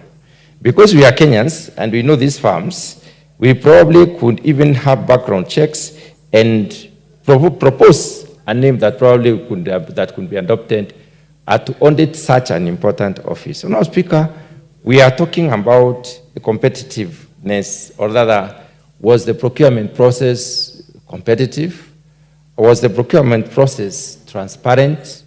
Did they actually adhere to the freedom of choice of this particular farm? Why do we have one farm or one name presented at this particular instant for us to just either choose or drop? Madam Speaker, if the process was competitive, if the process was transparent, and if there was no form of influence, then did it really meet the thresholds? Was it above board? Madam Speaker, we have this office now, the PKF Kenya Limited, or rather PKF Kenya, being proposed to audit the books of account of the Auditor General for the years 2022, 23, 23, 24, and 24, 25. 3 years. Also, they are the ones who will also audit the mortgage and the car loan scheme, the entire business of the Office of the Auditor General. Madam Speaker, we know the importance of having a clean audit report. A clean audit report basically stipulates that money has been properly utilized and money there is value for money. Madam Speaker, we have received many reports in this House by the Auditor General now, the one who is looking for somebody or a firm to audit their books. The Auditor General's report, and I want to particularly look at the Auditor General's report in relation to county governments, and the Auditor General's report in relation to Constituencies Development Fund, and maybe a few other cases. If I may focus myself specifically on the Constituencies Development Report, Auditor General, Honourable Speaker, I am private to my own constituencies audited accounts, and I want to declare, since I became a member of Parliament, my oversight role has been thorough to the extent that we do not have a qualified account for those years I've been in charge of Tigania West. And I want to say this, Honourable Speaker, without any fear of contradiction. And I want to link this with a situation where we have the county accounts being, all of them being qualified. And we know what a qualified account means. It means the statement that the auditor writes is a summary statement of the account says that this account is okay, were it not for, or apart from the fact that 1, 2, 3 things were not done correctly. It means, therefore, the county accounts are not very clean. And I'm trying to bring to the notice, Honourable Speaker of this House, the statement made, especially at Senate. Whenever senators get a chance to speak about anything, they speak so badly about the NGCDF and why NGCDF should be done away with and how NGCDF has not assisted this country. And Honourable Speaker, I want to pick out a few senators without mentioning their names. Those senators especially who have been in this House, they have been members of Parliament, they have had to deal to oversight the NGCDF, and probably they have done a lot of good work in their backends. But if you hear their statements, Honourable Speaker, and I'm not being personal in this, objectively, Honourable Speaker, if you hear the statements, especially from those who have been members of Parliament, they are so categorical, they are so convincing that CDF is misused by the members of Parliament. Yet there is a CDF Act 2015, which basically governs how CDF is supposed to be utilized, and therefore the processes are very clear. Honourable Speaker, I want to go to the extent of asking this question. when they were members of parliament, did they actually misuse CDF? Is that what they are trying to tell Kenyans? Some of them appear in the morning shows and evening shows and midday shows, and they so emphatic on how CDF has been misused. Sometimes you wonder, this has been a member of parliament for 4 terms, and he has been oversighting CDF. And he says that CDF has been misused, which means, therefore, he's declaring to the Kenyans that he or she has been misusing this money. And also, having said that, let me narrow myself down to the role of Senate, and in as far as oversight of the resources that they normally look at is concerned. Senate oversights the county resources. And we are very, very, very clear and categorical to say that the county resources are, in most cases, the audited accounts from the counties are qualified. That being the case, Honorable Speaker, to this morning, we took some time to discuss the additional, the report on additional allocations to the county. The report on additional allocations to the county was speaking to giving counties more money. And in that case, these additional allocations, Honorable Speaker, is an additional share to the legal share, the legally allowed share that we give them. Most of the action development in all counties, Honorable Speaker, are from the allocations, these allocations, especially most of which are donor-funded. In donor-funded allocations, and I can give an example from, especially from the agricultural background, we have negotiated projects between the donor and the Kenyan government. And these negotiations go as far as saying who is going to implement what. And when it comes to implementation, the donors believe and understand the fact that devolution has to work, and therefore devolved resources must go to the county, even if they are national government resources. And that is why we are discussing them at this point in time and calling them additional resources. So they take these resources directly to the counties. And Honorable Speaker, let me say this. It is possible that the senators might not even know how much of these resources that can go to the counties directly as an arrangement between the donors and the county governments. It is also possible that the MCAs may not even be aware of some of these resources. So there is a likely lacuna that there is an arrangement between, or rather there are some resources that are handled by the governors and the oversight institutions are not very much aware of. And if they are not aware of, Honorable Speaker, the question is, are they thorough in their job? There is also a high level of wastage and corruption among counties, which has been cited in many cases, Honorable Speaker. This corruption, even as a house, as this house this morning considered that particular issue, we need to rethink accountability. And unless we rethink accountability, Honorable Speaker, Kenyan resources are misused. Honorable Speaker, the Senate has failed the Kenya as a nation for holding governors accountable. Can senators tell us that really they have been oversighting these governors properly? Why do we have qualified account every time? And why do we have resources misused? Why do we hear of cases of money being embezzled from the counties and they are oversighting this? Even where the county assemblies have done their constitutional mandate of holding governors to account, we have seen senators still sneaking through these governors. They are not.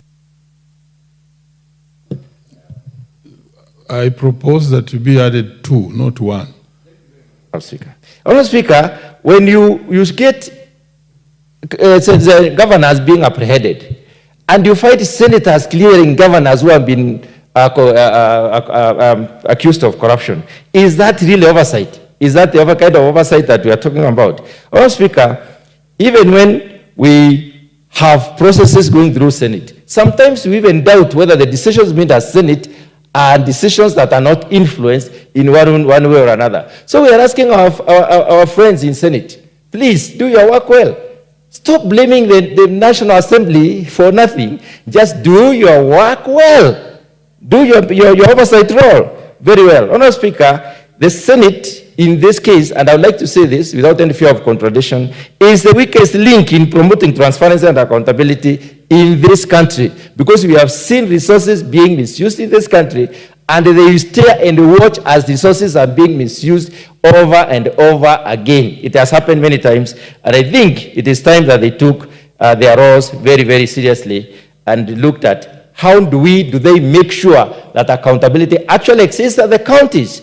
The role of senators is not just to look for money for counties. The role of senators is to oversight the counties and make sure that they are doing the right thing. Having said that, Honorable Speaker, there is a bit of lack of seriousness in this particular report as presented here. The lack of seriousness is not on the part of the committee. The lack of seriousness is a part of the Auditor General. We need the Auditor General to be a little bit more serious next time. Give us 3 names. Let us pick from those 3 names. We know these companies. We have interacted with them. We know them. We know who can do what. Or we need to pick from a list. Honorable Speaker, with those very few remarks, I would like to say that I support adoption, but, Honorable Speaker, we need a better approach next time. Thank you very much. What's your point of order, Honorable Tindi? Mr. Speaker, I'm the one who moved the committee. I wanted to inform my colleague and the House that the person who did the procurement is actually the National Assembly, and it was done by the accounting officer who is the clerk of the National Assembly. And the genesis of the report is based on Article 226, subsection 4, which gives this House the mandate to appoint. Order, Honorable Tindi. Take your place. You being the vice chair of this committee, and now the acting chair, you have order, Honorable Mtunga. You will have a chance of reply. So take your cool and don't be in a hurry. Maybe let me further guide that following the speak of Honorable Mutunga, I refer you to our standing order number 87. In your speak, though, I did not stop you. It must be noted as a House that in our standing order number 87.5, it is actually out of order for a member to criticize or call to question the proceedings in the Senate or the other House. And therefore, in future, when you speak on these matters, just apply the laws of relevance and avoid calling out the other House unless we have a substantive motion. Having done that, let me call, and there being no any further interest in this particular one, let me call upon the mover to reply. Thank you, Mr. Speaker. Mr. Speaker, I want to start with thanking my colleagues, the honorable members who have contributed on this report. Mr. Speaker, I want to assure my colleagues and the House and National Assembly in general that the Public Accounts Committee is composed of members who have the interests of the common Kenyan at heart, and therefore any report that comes to this House is a report that has been scrutinized in the best interest of the people and in the best interest of the Republic of Kenya. Mr. Speaker, I want to also agree with my colleagues that going forward, we allow the accounting office of the National Assembly to advertise the tender beyond the boundaries of the Republic of Kenya, so that we have more audit firms that will not feel like there's a conflict of interest when they are asked to bid to audit the Office of the Auditor General. Mr. Speaker, just in brief, this report originated from Article 226, subsection 4, and this article gives the National Assembly the mandate to approve an accounting professional firm that is going to oversight the role, the operations, and the efficiency of the Office of the Auditor General. And that's the basis of this report, and that's why I'm pleading with the House to approve the report so that we get a competent firm, being a PKF, Partnership LLP, that is going to oversight and audit the operations of the Auditor General. Mr. Speaker, in conclusion, for us to get a prudent use and to monitor the taxpayers' resources, funds, we must get proper audit report and we must get a proper audit firm that is able to give us the true picture of the expenditure of public funds. And I believe that by supporting this report, we are going to give PKF the chance to audit our Office of the Auditor General and get the right feedback and productivity that we expect in the public sector. With those few remarks, Mr. Speaker, as the Vice Chairman of the committee and the acting chair, I plead with the House to approve this report. Thank you very much. Very well. We shall defer the putting of the question until the next sitting. Next order.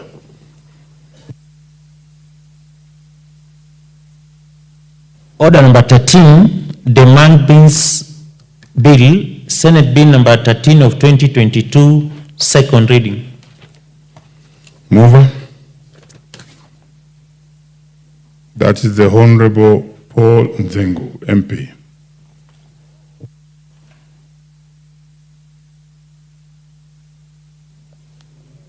Honorable Speaker, I beg to move that the Mang Beans Bill, Senate Bills number 13 of 2022 be read a second time. Honorable Speaker, the bill was read a first time in the Senate on Wednesday, 15 February 2023, and thereafter the bill was committed to the Standing Committee on Agriculture, Livestock, and Fisheries for consideration. Honorable Speaker, the bill has 25 security items by the national and county governments in their various feeding policies and programs. Honorable Speaker, the bill will have a significant impact on food security by increasing production, diversifying crops, reducing dependence on imports, and creating economic opportunities. Honorable Speaker, the bill also proposes to establish linkages with international research agencies for the adoption of the best Mang bean farming and processing practices. This proposal is critical as it will increase the production of Mang beans. Honorable Speaker, under the bill, there shall be a county executive committee,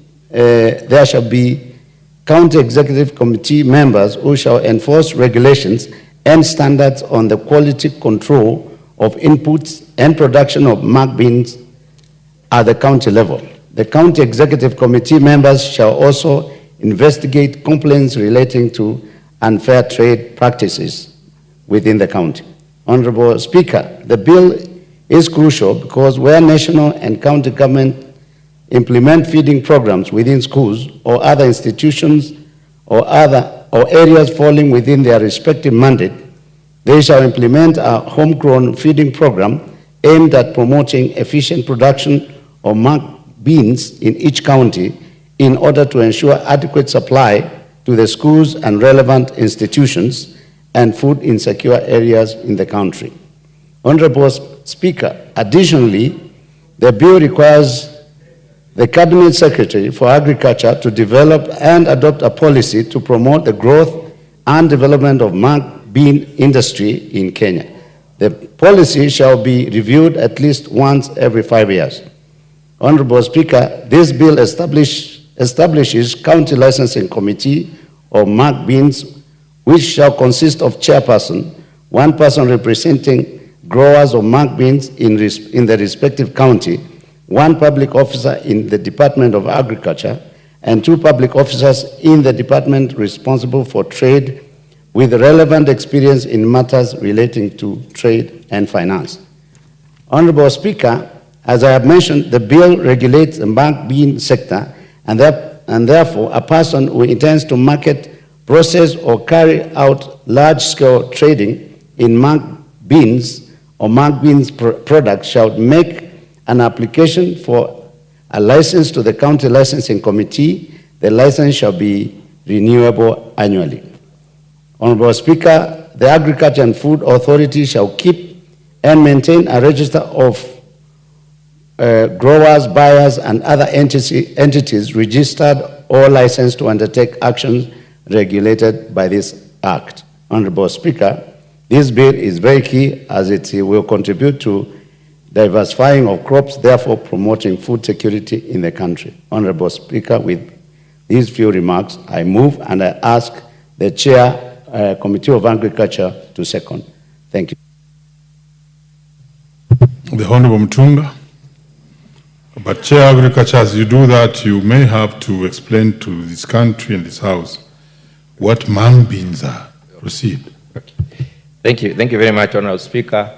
Honorable Speaker, this bill, which is the Senate Bill number 13 of 2022, was brought to this House on the 22nd of February. It has been here for a while, and because many discussions have been going on to see how we can manage this particular crop, because it's an important crop, especially for the marginal areas of Kenya.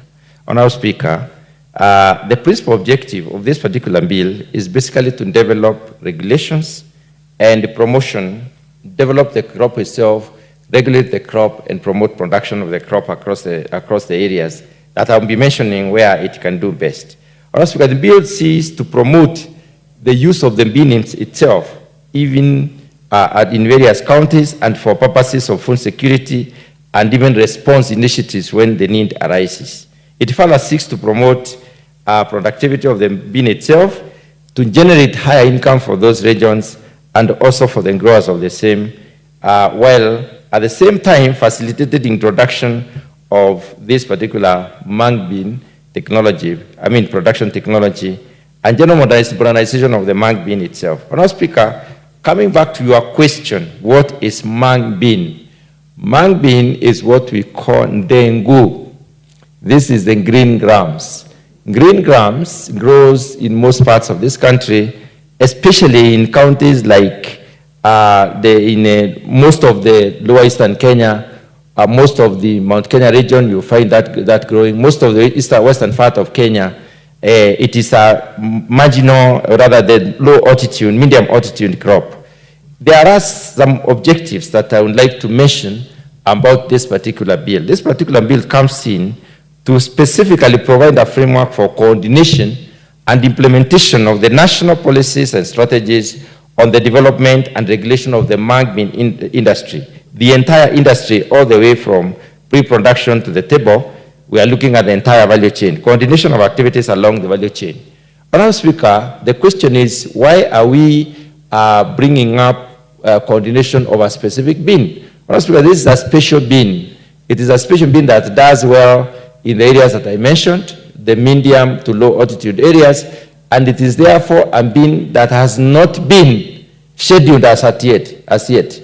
If it is not under in the schedule, it therefore means that it needs protection, and it has great potential to become the key cash crop for those areas. So we need targeted interventions so that this bean can provide the potential. We can explore the potential in production of this bean to develop those areas, because it's a drought-tolerant crop and does well under very low, rainfall regime. Honorable Speaker, the other main objective is facilitate and develop a framework to regulate and promote the development of the mung bean itself and the entire industry for competitive production here and also internationally. Also to promote the productivity of the bean and then generate higher incomes for the people who are going to be engaged in this particular process. Also to facilitate modernization of the bean farming techniques, the general modernization of the industry itself, and also for cost control and the productivity improvement. Also to provide a framework for the implementation of the marketing strategies for the bean in those areas within Kenya and also outside this country. Honorable Speaker, this is not a money bill, and it is important for Kenyans to know that this bill comes in under the regulation of the Agriculture and Food Authority. We are not creating an institution in this particular bill. So the bill does not propose a new institution. Instead, it proposes that responsibilities are shared between the county and the national government. So it does not introduce other costs. Honorable Speaker, the Agriculture and Food Authority is tasked with the development of policies and standards, monitoring of implementation of policies, and also collecting and receiving data from the various counties and building the capacity of the counties for purposes of improving on production and productivity. This particular entity has got a food directorate. The food directorate is under which this particular bin falls, and therefore it will be managed under the food directorates. Now, Speaker, the counties will be required to provide the extension services for this bin, also enforce regulations and standards, and market the bin itself, both locally and internationally. So it is advantageous to have the bin because it can give us extra sources of income. Honourable Speaker, I've seen that this bean is the one that is locally known as dengu, which is widely grown in Kenya. There are several varieties of this bean. These varieties have been improved over time.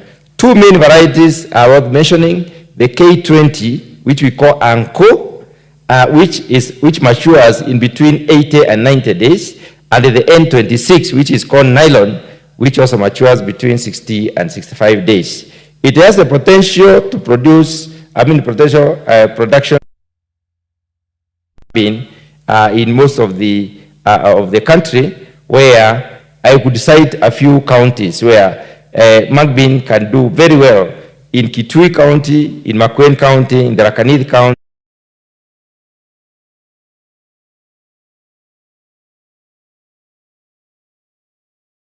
Ecology of the counties I've mentioned, Honourable Speaker. When it is produced as a drying grain in Kenya, other forms also occur. We have the sprouts, the noodles, and the paste can be produced from this particular bean, and this is common in the Asian countries. So the plant can be used both as a human food and also a livestock fodder or feed or green manure after it has been harvested. Honourable Speaker, mung bean has, however, not been categorized as a shaded crop, as I said, under Section 7 of the Crops Act, and therefore it does not enjoy the status or the attention by the national and county government. Therefore, that is the reason why we have brought this particular legislation, so that the crop can get the due attention and therefore be considered as an important crop for those areas and even many other areas. A lot of work has gone on under Kenya Agriculture and Livestock Research Organization, which has developed 3 early maturing varieties. And these 3 early maturing varieties are also highly productive, and there is need to promote dissemination of these technologies, innovations, and management practices to various Kenyans so that they can apply them to produce the bean. A survey that has been done, Honourable Speaker, at the national level in 2020 made the following recommendations, and one of them is that the county government should actually be providing subsidized farm machinery and equipment like plows, harvesters, and threshers to maximize yield and bring down the cost of production of the mung bean in those counties that it is doing very well. The other recommendation, which is important, is that the government should consider increasing the amount of certified seed available for farmers by subsidizing the cost of these seeds and other farm inputs that are related, like fertilizer and agrochemicals, to enable the farmers to produce a mung bean in large quantities. Honourable Speaker, the other recommendation of this particular study is that the national and county government should actually provide crop insurance schemes to cushion farmers against losses attributable to the weather variabilities and also to pests and diseases. The county governments is further recommended that should support the development of the post-harvest management systems, technologies, and aggregation infrastructure to support in this particular bean. Honourable Speaker, many other countries have utilized mung bean, and I want to bring out 1 or 2 examples. In India, which is the major producer of mung bean contributes to about 30% of the global production. That is India, with Myanmar as a state being leading. Mung bean is entirely consumed domestically in India. In fact, India as a nation imports mung bean from even this country. They are looking for quantities that probably we are not able to supply because we consume most of the mung bean that we produce. So the production, marketing, and export of the mung bean in India is basically governed by the agricultural law, such as the Essential Commodities Act, the Agricultural Produce Market Committee Act, and the Indian Trade Classification, or what we call Harmonized System, or ITC code system, which classifies agricultural products for import and export in that particular country. Experiences from Myanmar, Honorable Speaker, indicate that it is one of the world's largest producer of mung bean, growing the crop in 2 seasons, as happens in Kenya, and starting from October and so on. The country has 2 rain seasons, just like Kenya. So mung bean is cultivated almost in all region of that particular country, and the same crop, less than 10% of the crop grown in that particular country called Myanmar is exported out. Is consumed domestically. Most of it is meant for export. Therefore, it is possible to grow this particular crop even for export. And I would like to indicate, Honourable Speaker, that there is market in China, market in Indonesia, in Malaysia, the United Arab Emirates. There is market. In Thailand, Honourable Speaker, if I may give another example, mung bean production levels have been increasing in recent past, which means they are catching up with the demand in the world market. The main export markets for Thailand has been Japan, China, and the United States of America, which means we can sell this bean across even to America. Honourable Speaker, to close my comments, I would like to indicate that the committee has considered this particular crop and found it is important that we look at it as an important crop in this country and come up with a legislation which will enable development of regulations for purposes of crop development, for purposes of promotion of this particular crop, for purposes of regulation, and also for purposes of marketing this particular crop or products from this particular crop. In their memorandum, Honourable Speaker, the Ministry of Agriculture and Livestock Development observed that development and promotion of the mung bean value chain is aptly provided for in the Crops Act number 13 of 2013. Number 13 of 2013, and therefore we need to link this particular legislation to that particular Crops Act. Honourable Speaker, the Kenya Agriculture and Livestock Research Organization has proposed amendments that would encourage consultation, collaboration between Agriculture and Food Authority and also the county governments in order to specifically and thoroughly look at how we can improve on the production of this mung bean. Also, the Plant Health Inspectorate Service of Kenya and the Kenyan Bureau of Standards have come in, and the Council of Governors, they have proposed amendments on what needs to be done and the role of the various institutions in terms of making sure the mung bean really does very well in this particular country.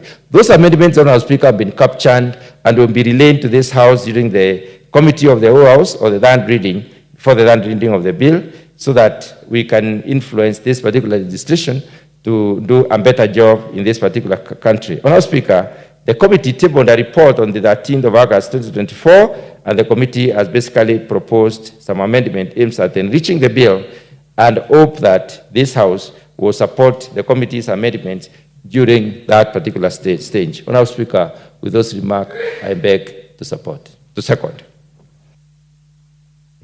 Very well. Some thorough job done by both the mover and the seconder. But what's your point of order, Honourable Tindimwale? Are you on a point of order? No, it's not a point of order, it's a contribution. Then what is it? Oh, then just take your place.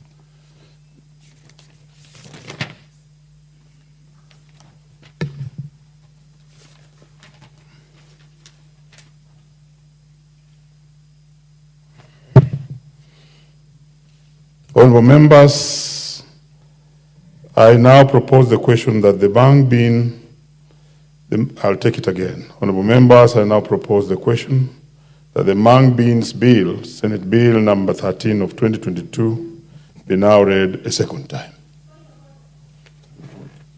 What's your point of order, the Honourable Mbalu? Thank you, Mr. Speaker. Mr. Speaker, I rise on standing order number 96 to persuade you, given the importance of the mung bean, the so commonly referred as ndengu, is grown in many parts of the country and consumed in almost every household, to persuade you that we postpone the debate to a future time that you will take if persuaded. And I do move that the debate be now adjourned.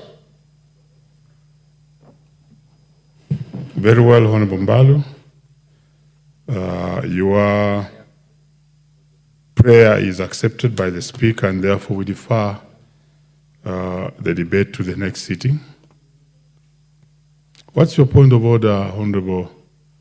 I am not trying to differ with my colleague, Honorable Jessica Mbalu, but considering that we have members who have sat here for many hours and their cards are still active, why don't you give them the remaining 15 minutes for those members to talk? Because after all, even if you say we begin tomorrow, still you'll go with the queue of the card. And that one is going to disadvantage the member who has placed in the card and waited to debate. The debate won't end right now. We can start the debate and we only have like 10 minutes remaining, after which we can continue next time. Very well. We have heard you to Honorable Ndindi. Honorable member stood on standing order number 96. That this debate be adjourned to a later sitting. Honorable members, having heard the Honorable Tindi who thinks otherwise, I propose the question that this House defers the debate on this particular bill until the next sitting. Will as many as of that opinion say aye. Will as many as of contrary opinion say nay. The ayes have it. Next order. Order number 14, motion enhancing reporting of a parliamentary business on online platforms. Well, this particular bill, this particular motion, I think the mover, I have a report that he had requested that this matter be deferred to the next sitting. Next order. Order number 15, motion, report on the consolidated fund services expenditures for the supplementary estimates 1 for the financial year 2024-2025. The chairman equally to this particular report had requested for its deferment. Next order. Order number 16, the coffee bill, Senate Bill number 10 of 2023, second reading. You can see the mover in the House, the Honorable Mutunga.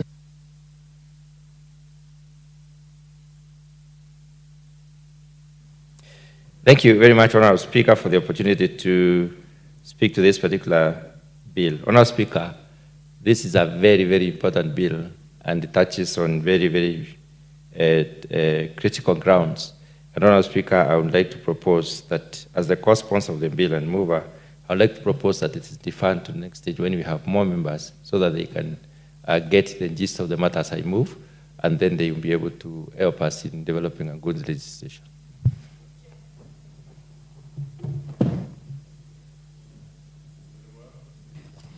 Very well, your request is accepted. Next order. Order number 17, motion, public petition on funds spent contrary to the provisions of Article 223 of the Constitution. Mover.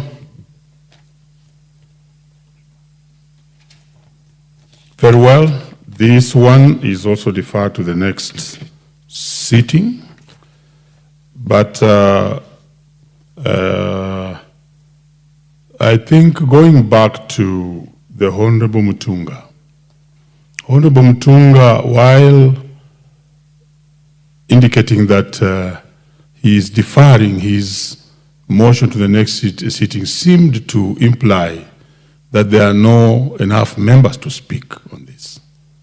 And you know very well, once you pronounce yourself on quorum in the House, then I have to look around to see is there a quorum. And indeed, I can confirm that there's no quorum in the House, and therefore I'll want to ask the Sergeant at Arms to ring the quorum bell for a period of 10 minutes.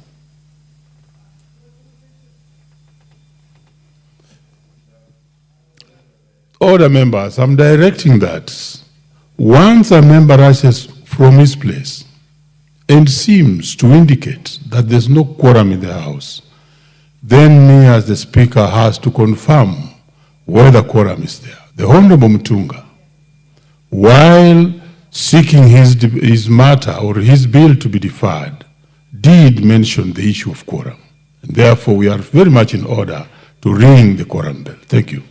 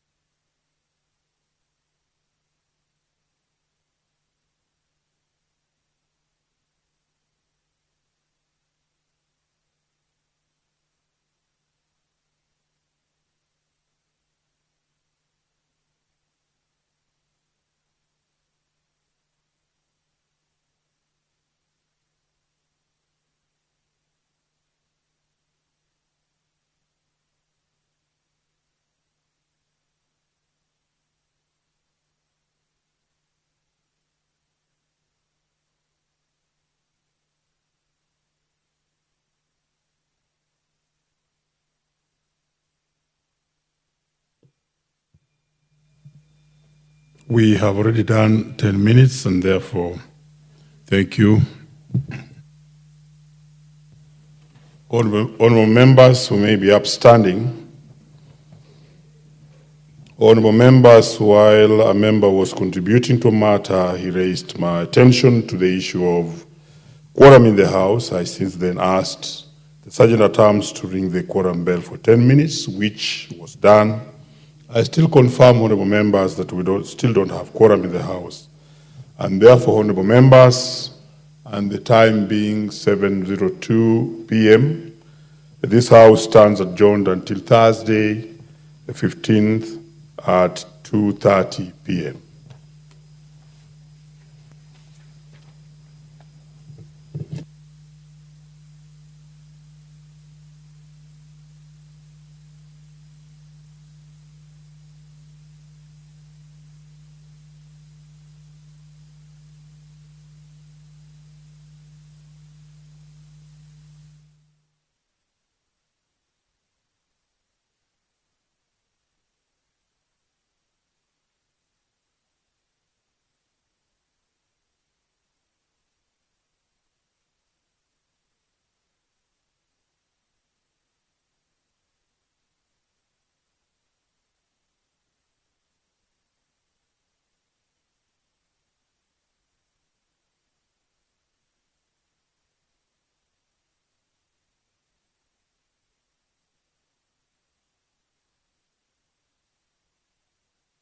Pero